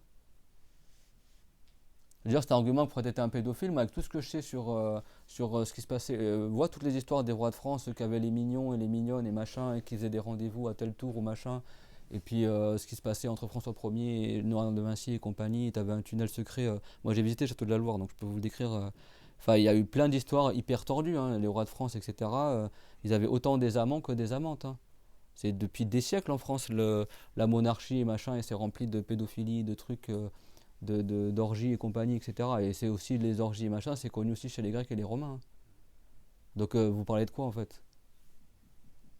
Le prophète il a interdit la fornication. Et il a jamais fait la fornication. Tu as parlé sur un homme pur et chaste comme le prophète Mohammed alayhi salam, parce que tu as mal compris une chose qu'il a faite dans sa vie, tu vas le traiter de pervers alors que toute la perversité elle est chez vous. C'est pour ça, il faut pas cultivez-vous. La science c'est une arme. Là, quand tu as la science, tu vois c'est qui les gens qui disent n'importe quoi. Et même pour le prophète Mohammed, même pour les faits historiques, tout ça, apprenez qu'est-ce qui s'est réellement passé. C'était quoi réellement, etc. La sunna du tahnik, il y a quoi de plus beau? Ton enfant est né, tu prends de ta salive, tu mélanges avec le sucre de la date, tu mets dans la bouche de ton enfant, comme ça la première chose qu'il goûte c'est quelque chose de sucré, et après ça a un bon présage pour qu'il ait un bon comportement. C'est ça que le prophète il a fait avec le bébé. Eux, comment ils ont interprété certains athées, que, parce que dans le hadith c'est marqué quoi? Que le prophète a mis de sa salive dans la bouche de l'enfant. Donc lui, il a compris quoi? Que le prophète, il a fait un palot à l'enfant, quoi. Mais rien à voir, en fait. Et comme lui, il connaît pas les traditions musulmanes, il connaît rien de l'islam et il cherche juste à attaquer l'islam en prenant tout et n'importe quoi, et ben il déforme les textes, comprenne d'une mauvaise manière. Et puis, excuse-moi, faire un bisou sur la bouche d'un bébé, tout le monde le fait, même en France, hein, c'est pas un truc. Je veux dire, c'est quoi ces faux arguments à 2 francs 6 sous? Mais c'est vrai. Quel parent n'a jamais fait un bisou sur la bouche de son bébé? Ça veut dire que c'est un pédophile? C'est quoi vous comprenez ou pas? C'est pas des arguments ça. De toute façon, il n'y a pas d'argument contre l'islam, c'est la vérité. Ça fait 1400 ans qu'ils essayent par tous les moyens de faire disparaître l'islam, ils n'ont jamais réussi. S'ils avaient fait le quart du dixième de ce qu'ils ont fait aux musulmans à d'autres religions, tu verrais, ils auraient disparu depuis longtemps. Bah, nous, ils n'ont pas réussi parce que l'islam, c'est la vérité. Les gens, ils le savent, ceux qui sont musulmans, ceux qui ont appris. Donc, vous laissez pas avoir, c'est le petit rappel entre parenthèses que là, c'est vraiment, n'est-ce pas ou pas? C'est vraiment le point en ce moment. Ouais, non, mais de toute façon, c'est pas même parler avec vous. Le prophète, c'était un pédophile, etc., etc. Parce que 8 ans, ils imaginent. Mais j'ai même vu, pour vous dire à quel point c'est grave, hein, j'ai même vu dans les réseaux, certains avec l'intelligence artificielle, là, mais ils ont fait une image, genre, eux, ils reprennent le prophète comme Ben Laden, soi-disant. Ils ont fait une image, soi-disant, le prophète Mohammed, qui tient la main à une petite fille en mode, tu sais, en robe de mariée, habillée en blanc, tout ça, qui a 8 ans. Et puis t'as un mec comme ça qui a genre 50 ans, tu vois, en mode Ben Laden, tu vois, la viande grisonnante, tout ça. Et puis tu vois, et genre, il vient de se marier avec elle, et puis après, c'est marqué, est-ce que vous trouvez ça normal, tu vois. Déjà, le prophète n'était pas comme toi, tu le représentes, et Raïcha, 8 ans, elle n'était pas comme toi, tu la représentes aussi. Mais tu sais, il a mis une petite fille de 8 ans, genre en mode européenne, tu sais, le petite poupoune, tu vois. Jamais ils sont mariés, tu sais, pour choquer les gens. Tu vois, jusqu'à quel stade ça va, quoi. C'est vraiment comment on dit, la pierre, là, la clé de voûte le fer de lance de leur argumentaire en ce moment. Bah, maintenant, sachez-le comment le démonter. Même moi, dans mon arbre généalogique, si tu remontes il y a quelques siècles en arrière, tu vas trouver que tu as plein de tes arrière-grand-mères, elles se sont mariées, c'était hyper jeune. C'est quoi cette hypocrisie, hein? Surtout qu'à cette époque-là, c'était pas blâmable. Si ça avait été blâmable, vous croyez que les Arabes ils se seraient tués? Ils auraient tous taclé le prophète sur ça. Et aucun n'a parlé. Aucun n'a parlé. Et même au XVIe siècle, aucun n'a parlé. Personne n'a parlé, même les Européens, jusqu'à maintenant. Surtout que les intellectuels européens dans le passé faisaient éloge du prophète Mohammed. Les intellectuels européens, Même tu prends Napoléon, même tu prends Victor Hugo, tu prends Chateaubriand, tu prends je sais pas qui, etc. Ils ont tous fait l'éloge du prophète Mohammed. Même Voltaire, il a dit du bien du prophète Mohammed. Au niveau de la force politique qu'il avait, au niveau de plein de trucs qu'il a accompli historiquement que personne n'a jamais à refaire la même chose. Et comment il a conquis les cœurs, et comment il a fait répandre sa religion en quelques années, et combien de gens ont adhéré à l'islam sans guerre. Là aujourd'hui, ils ne vont pas des guerres partout dans le monde pour imposer un certain type d'idées que personne n'accepterait s'ils n'avaient pas mis la guerre.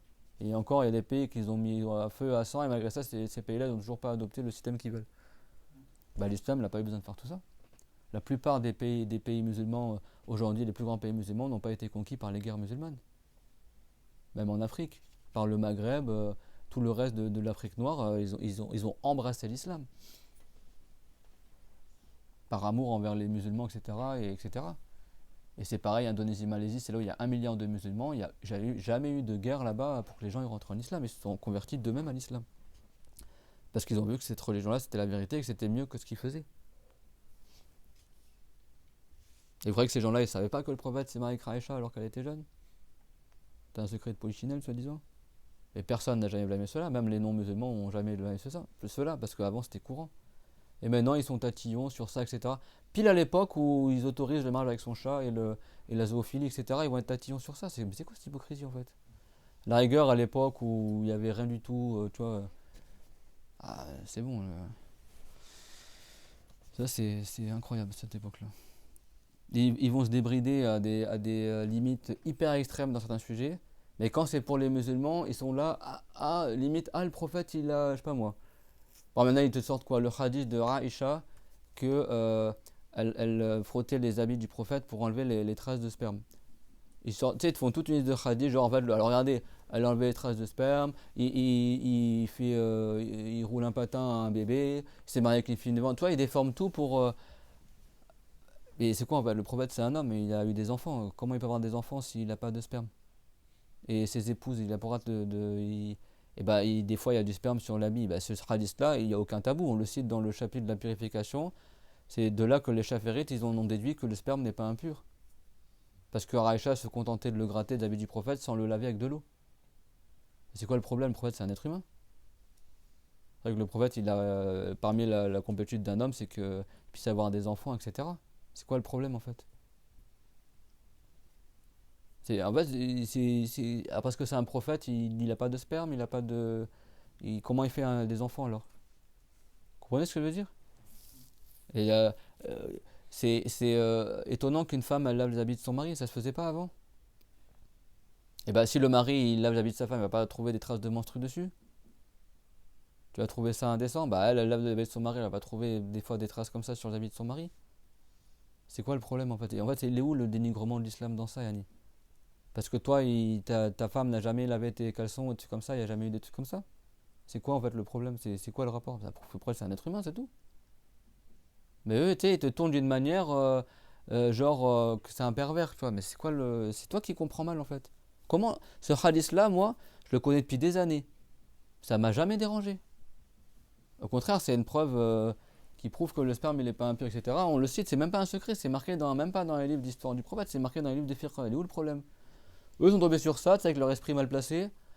Genre en fait c'est un gros pervers ou machin, et puis soi-disant il y avait des trucs partout, etc. C'est quoi ça?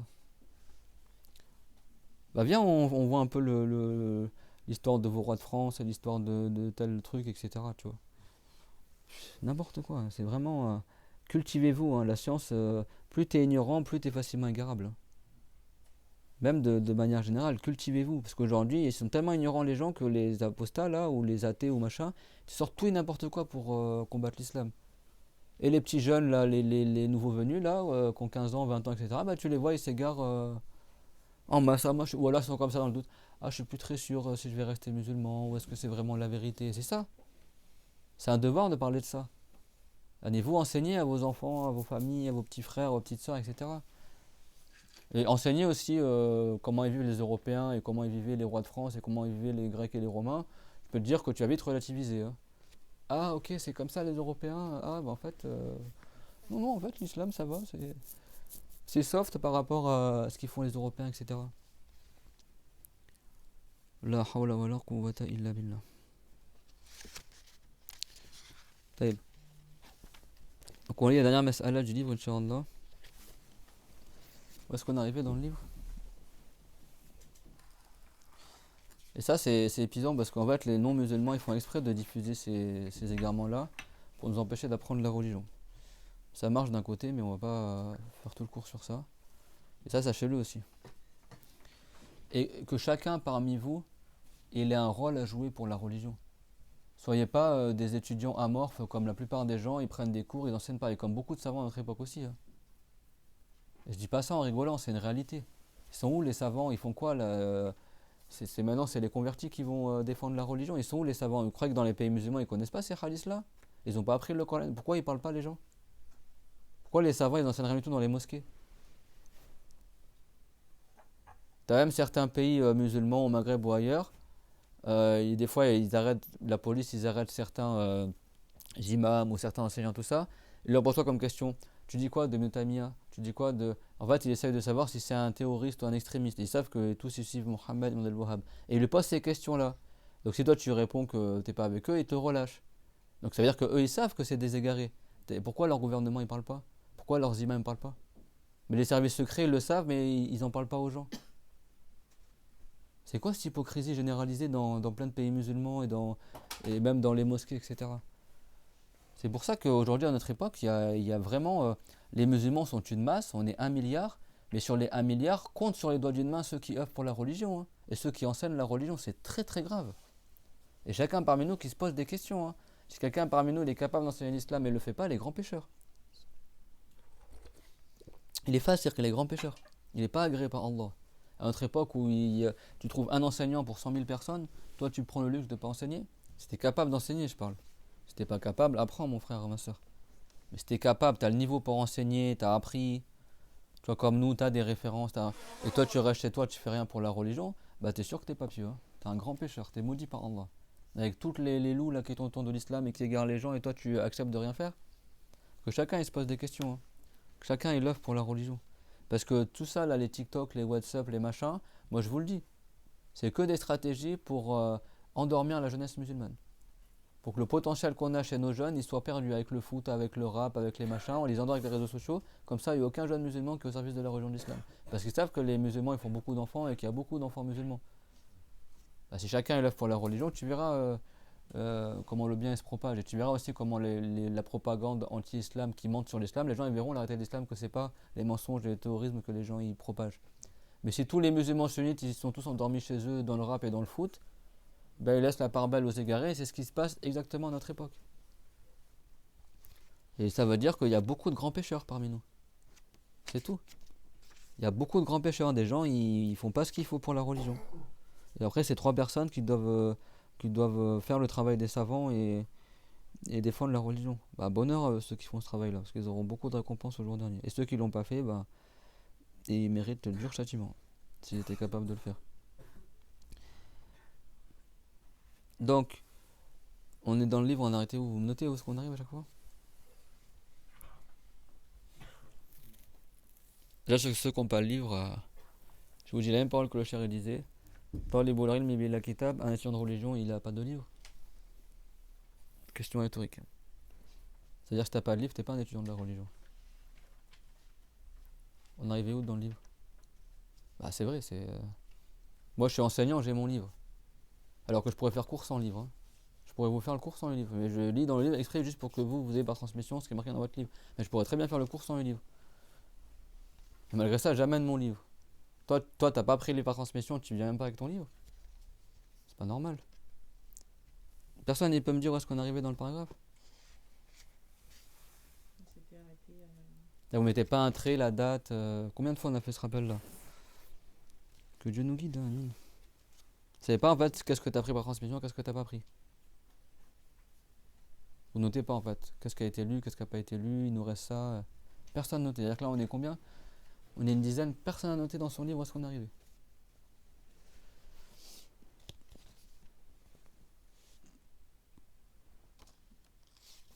Tu sais qu'il y a des fois où le cher il a arrêté le cours comme ça, il a refermé son livre, il a arrêté le cours. Parce que les gens ne suivent pas, bah, du coup il a arrêté son cours. Bon, je vais pas faire ça, mais bon, ça se fait. Hein. C'est-à-dire si je le ferais, ce serait normal de le faire. T'as compris ou pas? Les élèves, ça fait combien d'années qu'on fait ce cours là? 3 ans maintenant, je crois? Ou non, mais pas 3 ans, ça fait 1 an. En 1 an, tu toujours pas ton livre et tu notes toujours pas où est-ce qu'on arrive. Alors combien de fois on a fait ce rappel-là? C'est que t'es dur de la feuille, hein, comme ils disent. طيب إذا رأت المرأة الدم لأقل 15 يوما وزاد على عادتها كانت هذه المدة كلها حيضا ولو استمر وزاد على 15 يوما فإن كانت معتادة تعتبر ما زاد على عادتها استحاضة.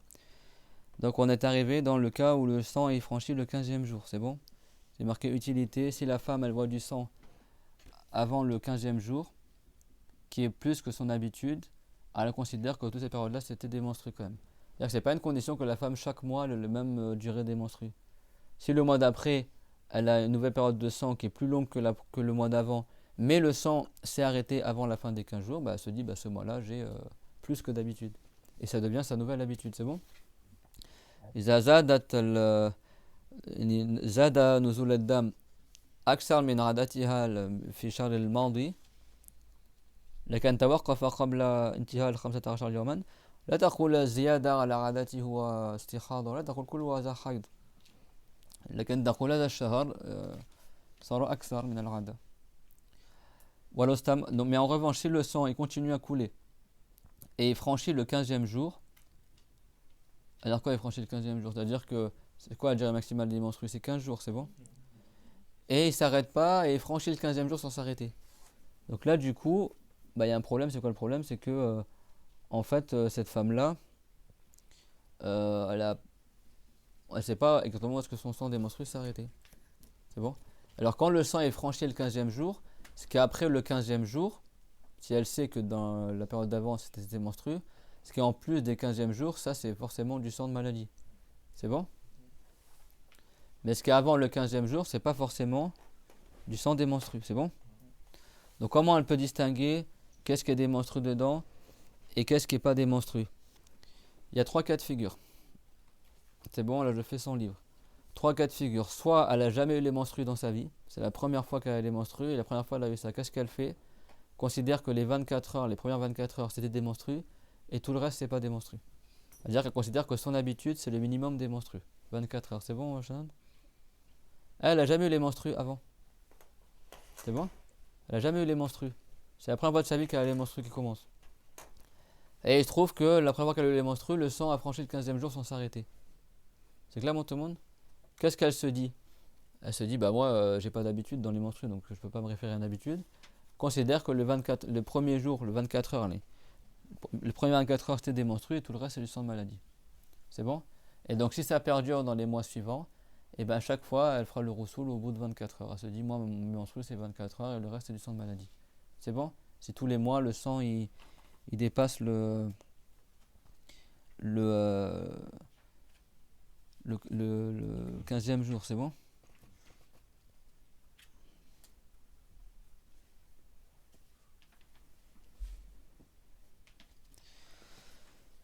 Et si on revient au... Juste le schéma vite fait pour vous remémorer un peu. Bon. C'est bon? Elle, le sang il apparaît, c'est bon? Tout le monde voit, le sang il apparaît le premier jour du mois. Le premier jour du mois, le sang il apparaît. Elle compte 15 jours à partir du début du sang. Elle sait que ses menstrues, il ne faut pas aller plus loin que ça. C'est bon? Donc si elle, son habitude c'est d'avoir 6 jours de menstrues, et après le sang il s'arrête, elle fait le roussoul, et le reste elle a plus les menstrues, son habitude c'est 6 jours de menstrues par exemple, c'est bon? Si le mois d'après elle a eu 10 jours, après le sang il s'est arrêté, elle se dit pas, moi d'habitude j'ai 6 jours, donc les 4 jours en plus c'est du sang de maladie, non. Là elle n'a pas franchi le 15e jour. Donc elle se dit, maintenant mon habitude c'est 10 jours de menstrues. C'est bon? Jusque-là il n'y a pas de problème. Tant que le sang il s'arrête avant de franchir le 15e jour, c'est toujours des menstrues ce qu'il y a dedans. En revanche, si le sang il coule, mais il ne s'arrête pas au 15e jour, il continue au 16e jour, 17e jour. Les menstrues ne vont pas durer 17 jours ou 18 jours. C'est bon? Donc si إذا غبر الدم الخامس عشر فهنا تعرف من نفسها أن هناك دم علة. Il y a du sang dans autre que le moment où il aurait dû venir, c'est bon? Et elle, comment elle fait? Si elle a jamais eu les menstrues avant ce mois-là, c'est bon? C'est la première fois de sa vie qu'elle a les menstrues. Et le sang, il a franchi le 15e jour, le maximum des menstrues. donc c'est pas des menstrues qui est en plus, que peut pas avoir plus que 15 jours, et ben elle revient, elle considère que mes menstrues ont duré juste 24 heures et tout le reste c'est du sang de maladie. Et elle considère que son habitude c'est 24 heures. C'est bon? C'est bon? C'est ce qu'on appelle mubtada'a. التي لم يسبق لها حيض إذا عبر الدم 15 يوما في الغداء ترجع إلى عادتها. هي ما عندها عادة لأنه هي مبتدئة في الحيض، فتحسب أن عادتها هي 24 ساعة والبقية هو دم استحاضة. وإذا استمر الخلق في الشهر الثاني والثالث فدائما تفعل كذا، تقول أول 24 ساعة هذا حيض والباقي استحاضة.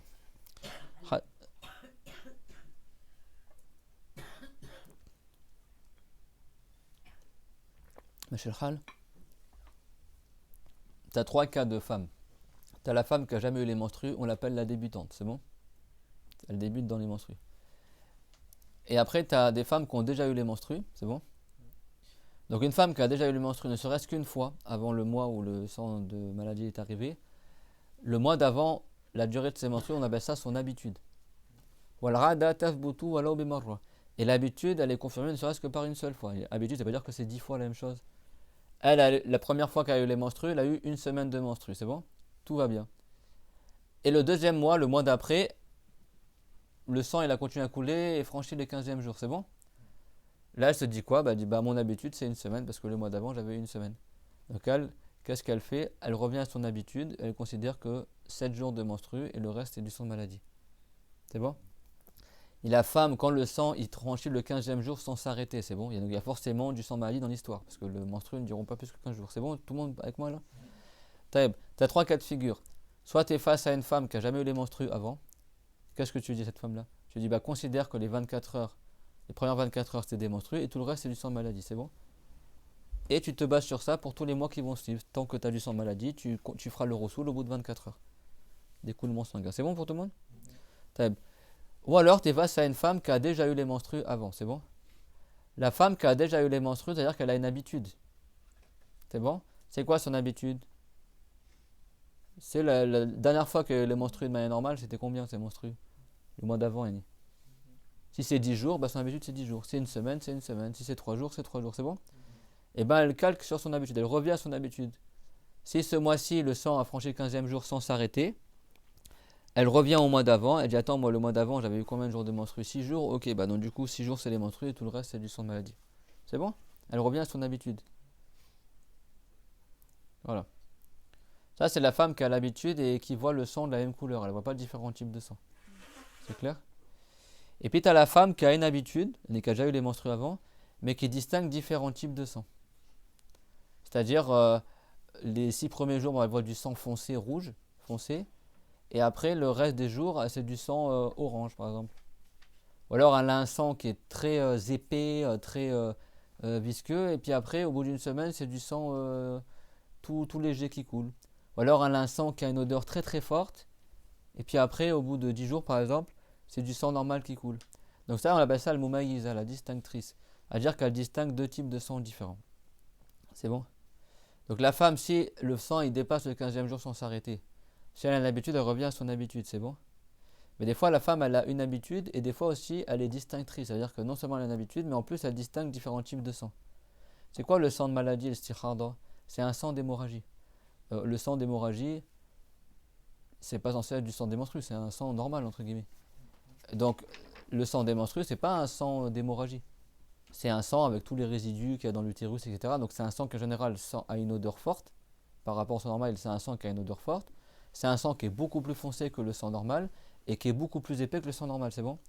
Donc, c'est-à-dire qu'il y a des femmes, elles peuvent distinguer un sang fort et un sang faible. Le sang fort, c'est quoi? Dam al-qawi, مثلا وغليظ. والضعيف هو يعني ليس ثخينا رقيق. أو مثلا الدم القوي له رائحة قوية والدم الثاني ليس له رائحة قوية. أو مثلا شديد لونه القوي مثلا أحمر وذاك أصفر. يعني الأصفر بالنسبة للبرتقالي مثلا أصفر ضعيف والبرتقالي قوي.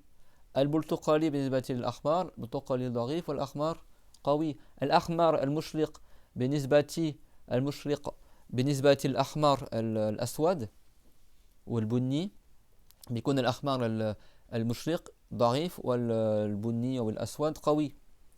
هذا يقال له مميزة. فإذا غبر الدم 15 يوما هل هي ترجع إلى عادتها أو تعتبر التمييز، ترى التمييز فتقول الدم القوي هو حيض والدم الضعيف هو استحاضة. العلماء اختلفوا في ذلك الشافعية. بعضهم قال ترجع ولو كانت مميزة ترجع إلى عادتها ولا تبالي بألوان الدم، وبعضهم قال تأخذ بالتمييز ولو كان مخالفا للعادة، تعتبر الدم القوي حيضا والضعيف استحاضة. أكيد بشرط يكون القوي لا يقل عن 24 ساعة بشروط يعني تمر معنا إن شاء الله تعالى. Donc c'est une femme, elle a à la fois une habitude, c'est-à-dire qu'elle a déjà eu les menstrues avant, et elle distingue deux types de sang différents. On dit qu'elle est distinctrice, c'est bon? Un exemple simple, il y a deux types de sang, un sang fort et un sang faible. C'est quoi le sang fort et le sang faible? Le sang fort, par exemple, c'est celui qui a une couleur plus foncée que l'autre. Elle voit un sang orange et un sang jaune. L'orange, il est plus fort que le jaune. Ou alors elle voit un sang qui est marron et le sang, il est rouge. Le rouge par rapport au marron, il est plus faible que le marron. Donc le rouge, ça va être le sang faible et le marron, le sang fort. C'est bon? Elle a un sang rouge vif et un sang qui est rose. Le rouge vif va être fort, c'est-à-dire chaque couleur par rapport à l'autre.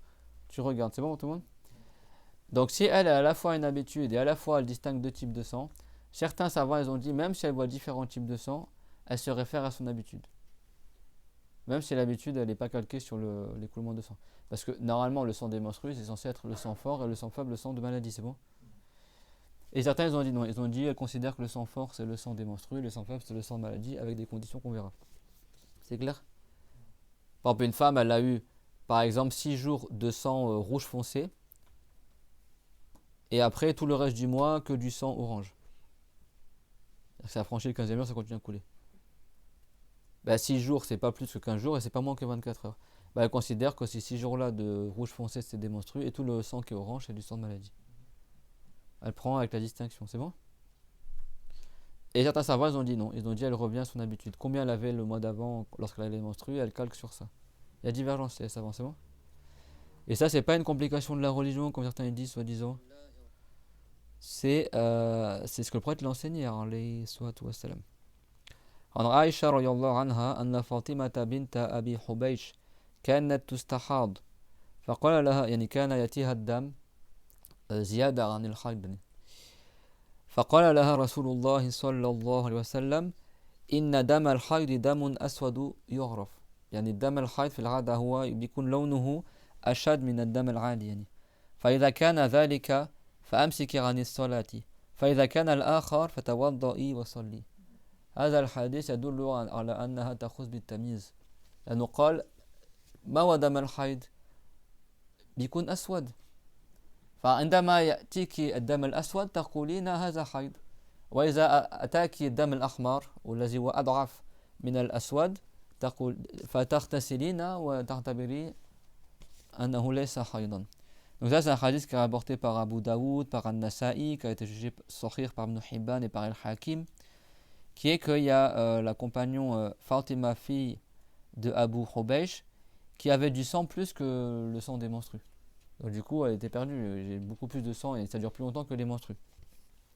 Donc elle a posé la question au prophète alayhi salam. Qu'est-ce qu'il a répondu le prophète alayhi salam? Il a dit le sang des menstrues c'est un sang qui est noir et qui est facilement reconnaissable.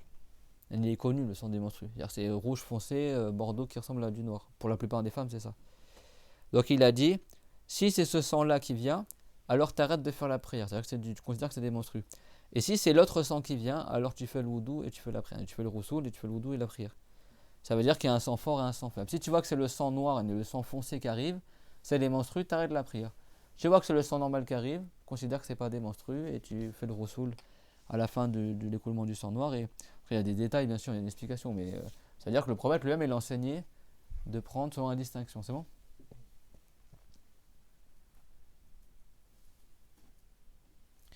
Et il y a même sur Abu Daoud, il y a même des détails en plus, il y a une suite dans le hadith.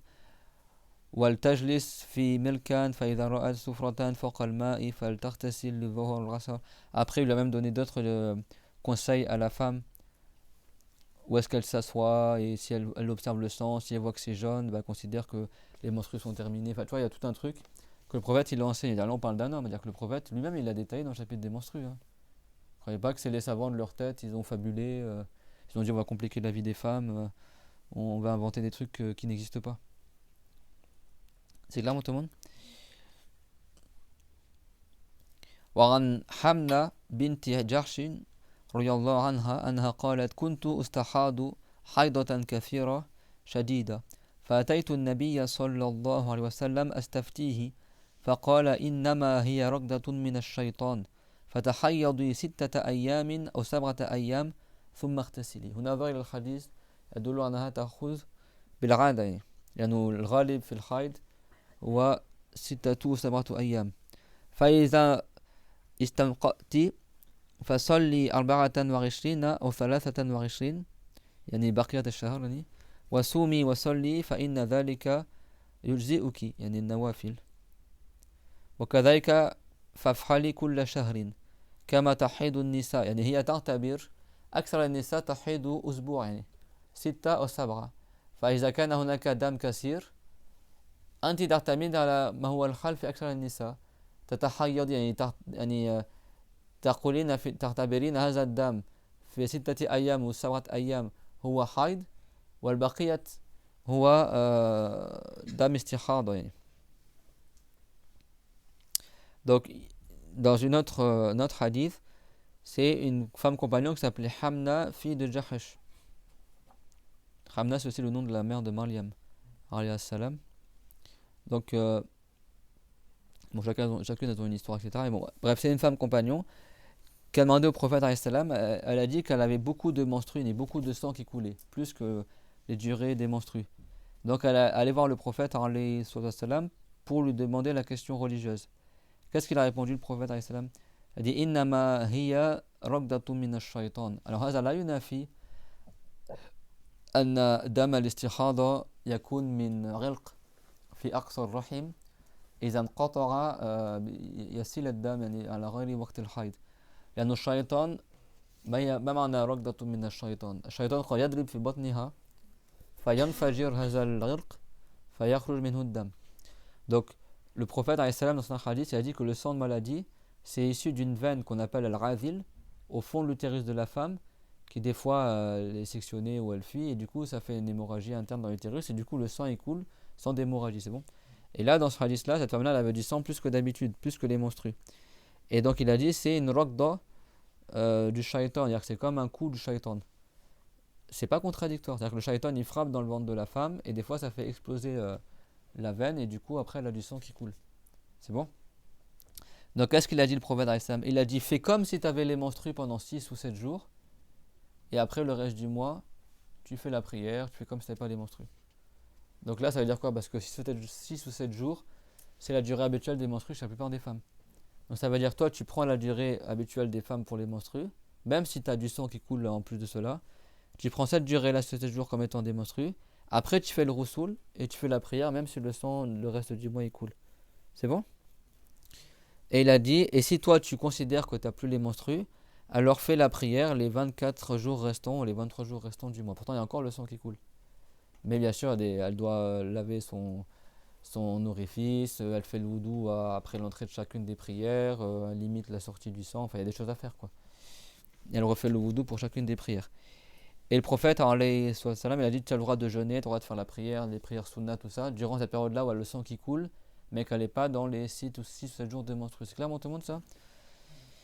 Et il a dit et fais comme ça tout le mois, tout comme les femmes elles ont les menstrues habituellement. C'est comme entre guillemets fais semblant d'avoir les menstrues pendant 7 jours et après le reste, même si tu vois qu'il y a du sang qui coule, tu fais semblant de ne plus avoir des menstrues, c'est bon? Et tu considères que tu n'as plus les menstrues. Et après il a dit فَإِنْ قَوَيْتِ عَلَى أَنْ تُؤَخِّرِ الظُّهْرَ وَتُعَجِّلِ الْعَصْرَ ثُمَّ تَغْتَسِلِ حِنَّ تَطْهُرِينَ وَتُصَلِّي. Après le prophète l'a conseillé, il a dit si tu as le moyen de rapprocher les prières pour te faciliter, c'est-à-dire que tu pries la prière du Dhuhr à la fin du temps et le Rasr au début de son temps, comme ça tu refais pas tout le temps la purification à chaque fois, etc. Et pareil pour le Risha, il donnait des conseils comme ça. Il a dit si tu as le moyen de rapprocher les prières, fais-le. Il a dit c'est plus cher à mon cœur que tu fasses comme ça, c'est bon. Il a donné des conseils aussi de la femme, quand elle des fois elle doit faire le roussoul pour chacune de ses prières obligatoires, dans certains cas de figure des menstrues. Et dans certains cas de figure, elle refait le wudu à chaque fois que le temps y rentre. C'est bon? Donc le prophète après lui a donné des conseils par rapport à la purification pour la facilité. C'est clair, mon tout le monde?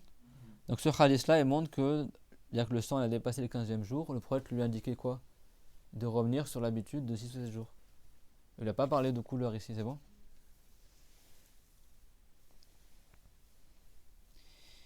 Et en Aïcha, radiyallahu anha, anna umma Habiba binta Jahshin shakat ila rasulillahi sallallahu alayhi wa sallam ad-dam. يعني الدم ينزل في غير أوانه فقال عليه الصلاة والسلام امكثي قدر ما كانت تحبسك حيضتك ثم اغتسلي. يعني هنا أشار إلى عادتها ليس إلى عادة النساء، إلى عادة نفسها. قال تمكثين بلا صلاة بالقدر الذي كان حيضتك تحبسك فيه، يعني تمنعك من الصلاة. فإذا مضى هذا القدر تعتبرين أنك طهرتِ. Donc Aïcha, elle-même, elle a posé la question au prophète, alayhi salam, enfin, elle a rapporté du prophète plutôt, que Habiba, la fille de Jarsh, elle s'est plaint au prophète qu'elle avait beaucoup de sang qui coulait. Qu'est-ce qu'il a dit le prophète, alayhi salam? Il a dit, tu t'abstiens de prier et de jeûner durant la période que habituellement tes menstrues, elles duraient auparavant. C'est-à-dire, les menstrues, elles te privaient de prier dans une certaine période. Tu prends la même période, et après il a dit, et ensuite tu fais le roussoul. Même si le sang est cool, tu fais le roussoul, tu considères que tes menstrues sont terminées. Et donc du coup, c'est rapporté que cette femme-là, après, elle faisait le roussoul pour chacune de ses prières. Ça, c'est un hadith rapporté par Muslim. C'est pas des hadiths qui sont faibles. Et donc là, si vous voyez ce hadith-là, le prophète, il indiquait quoi? Qu'elle se réfère à son habitude d'avant. C'est-à-dire, si avant les menstrues te privaient de prier pendant 10 jours, bah, tu considères que les 10 jours c'est des menstrues et le reste c'est du sang de maladie. C'est bon? Donc c'est vrai que tu as certains hadiths qui te montrent que tu prends selon la couleur du sang, comme on a vu tout à l'heure, et d'autres hadiths où c'est selon l'habitude ou l'habitude générale des femmes. Donc ça peut aussi varier en fonction du cas de la femme, parce que si la femme ne voit qu'une seule couleur de sang tout le mois, ici elle ne pourra pas avoir la distinction. Donc peut-être que le prophète il a répondu aussi au cas par cas en fonction du cas de la femme. Peut-être qu'il y en avait certains qui voyaient plusieurs couleurs, donc il a donné les couleurs. Peut-être qu'il y en a qui ne voyaient pas plusieurs couleurs. Donc dans l'école de Shafiri, il y a deux avis. C'est clair, tout le monde? Il y a deux avis.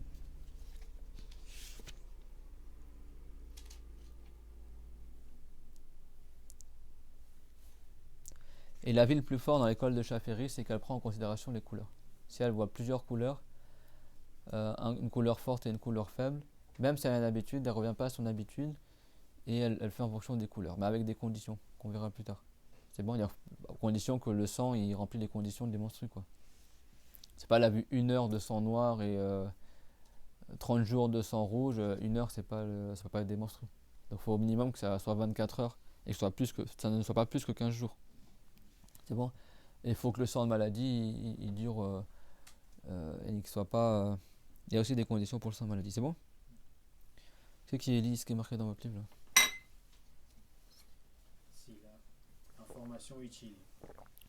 Si la femme a vu le sang pendant une période inférieure à 15 jours et a dépassé sa durée habituelle, toute cette période est comptée comme des menstrues. Mais s'il dure et dépasse les 15 jours, elle considère ce qui a dépassé sa durée habituelle comme dû à un sang de maladie. C'est-à-dire que là, elle revient à son habitude. Tout ce qui est en plus de sa durée habituelle, c'est-à-dire du mois d'avant, considère que c'est des menstrues, c'est bon? Ou que c'est pas des menstrues, que c'est du sang de maladie. Vas-y, continue. Quant au lochi, an-nifas. Ah ouais, donc vous, c'est vraiment. Je savais qu'il manquait un passage dans votre livre, mais je pensais pas que c'était autant, quoi. C'est bon?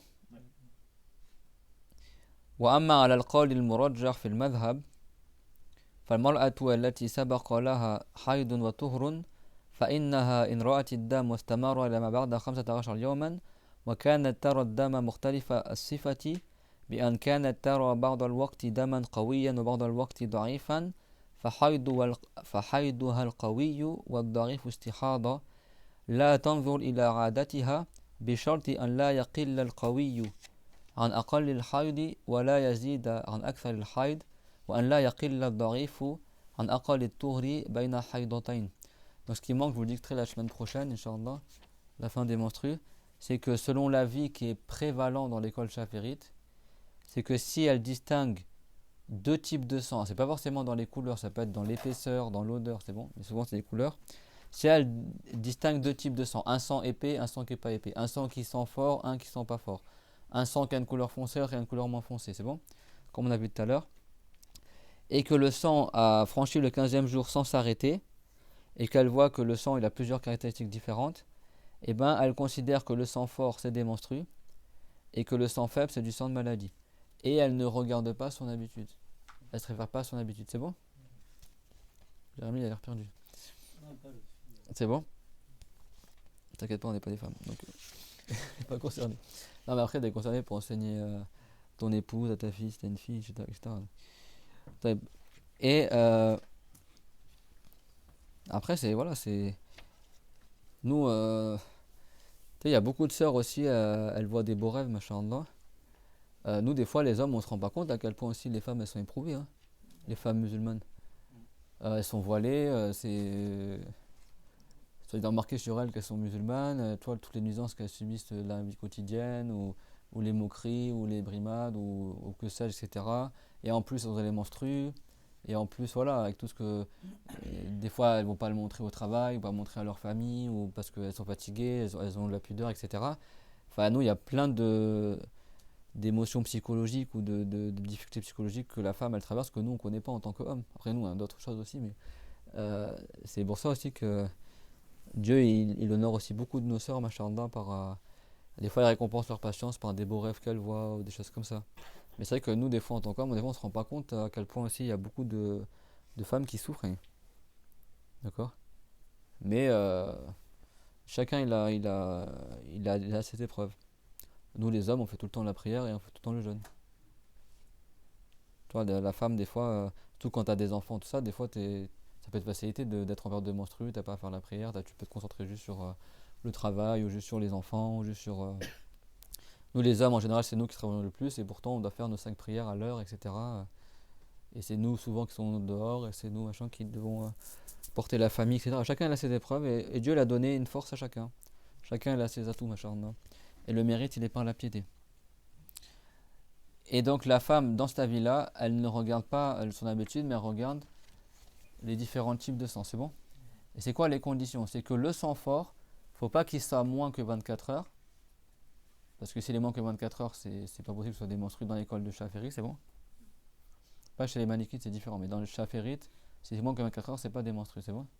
Et il faut pas que ce soit plus que 15 jours, parce que aussi le sang des menstrues, ça tourne en rond après. Si c'est plus que 15 jours, elle est toujours dans le même cas que le sang a franchi le 15e jour, c'est bon? Donc il faut pas que ça soit moins de 24 heures et plus de 15 jours, pour que ce soit considéré comme un sang fort. Et après, le sang faible aussi a des conditions. Il ne faut pas qu'il soit moins que 15 jours. C'est bon? C'est-à-dire que si elle voit du sang fort qui dure 13 heures, elle ne prend pas en fonction des couleurs. Si elle a un sang fort qui dure 3 jours, ok, mais son sang faible il dure que 1 jour, également elle ne prend pas en fonction des couleurs. Elle revient à son habitude, c'est bon?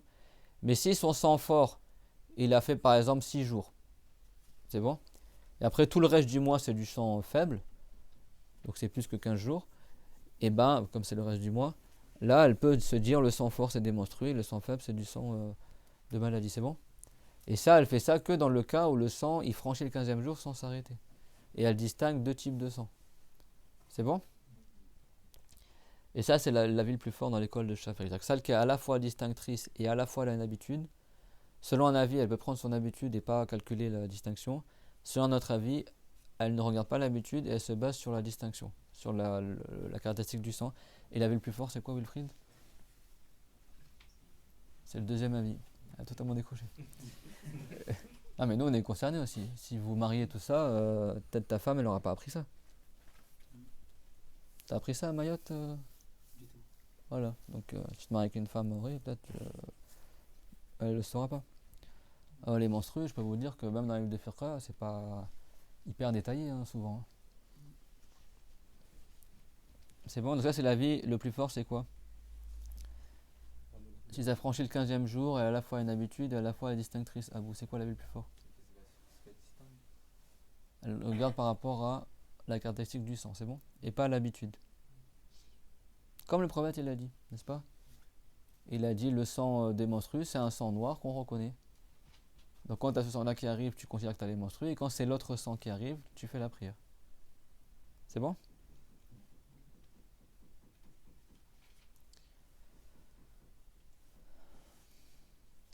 لو كانت عادتها أنها كانت ترى في شهر أو شهرين 5 أيام الدم الأسود وبعده أحمر فتمضي على هذا وإن اختلف الأمر فصارت ترى 10 أيام سوادا ثم ال20 الآخرين ضعيفا أحمر مثلا فتأخذ بتمييز أي تعتبر القوي وهو الأسود هنا حيضا وما بعده استحاضة ولا تنظر إلى عادتها هذا هو القول الأقوى في المذهب.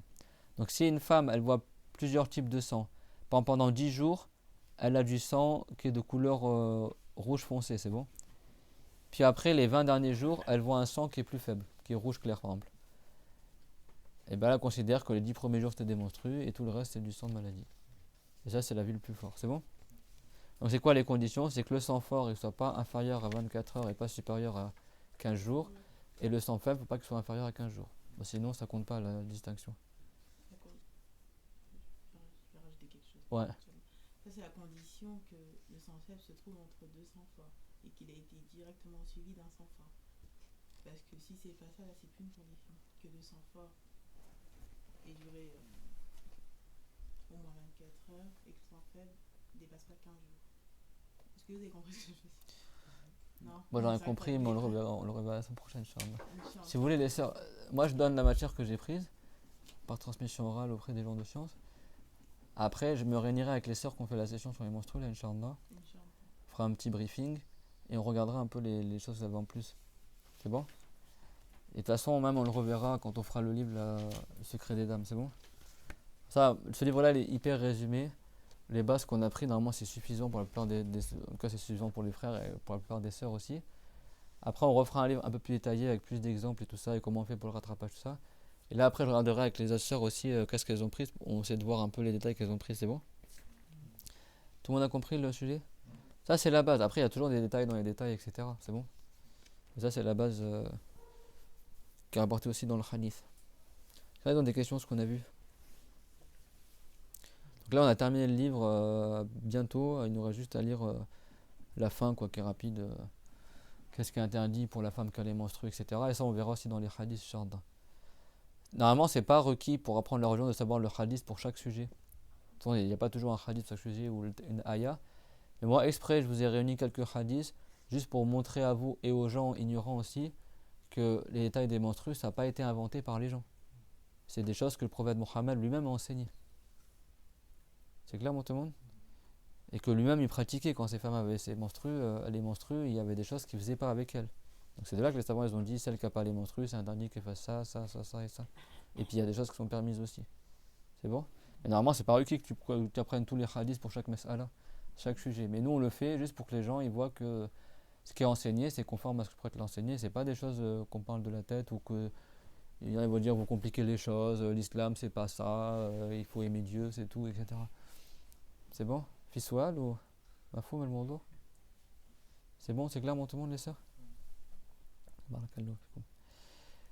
سبحان الله وبحمده لا قوة إلا بالله ما شاء الله كان وما لم يشأ لم يكن أعلم أن الله على كل شيء قدير وأن الله قد أحاط بكل شيء علما بسم الله الذي لا يضر مع اسمه شيء في الأرض ولا في السماء وهو السميع العليم بسم الله الذي لا يضر مع اسمه شيء في الأرض ولا في السماء وهو السميع العليم بسم الله الذي لا يضر مع اسمه شيء في الأرض ولا في السماء وهو السميع العليم بسم الله والحمد لله وصلى الله على محمد وعلى جميع النبيين ربنا آتنا في الدنيا حسنة وفي الآخرة حسنة وقنا عذاب النار ربنا لا تزغ قلوبنا بعد إذ هديتنا وهب لنا من لدنك رحمة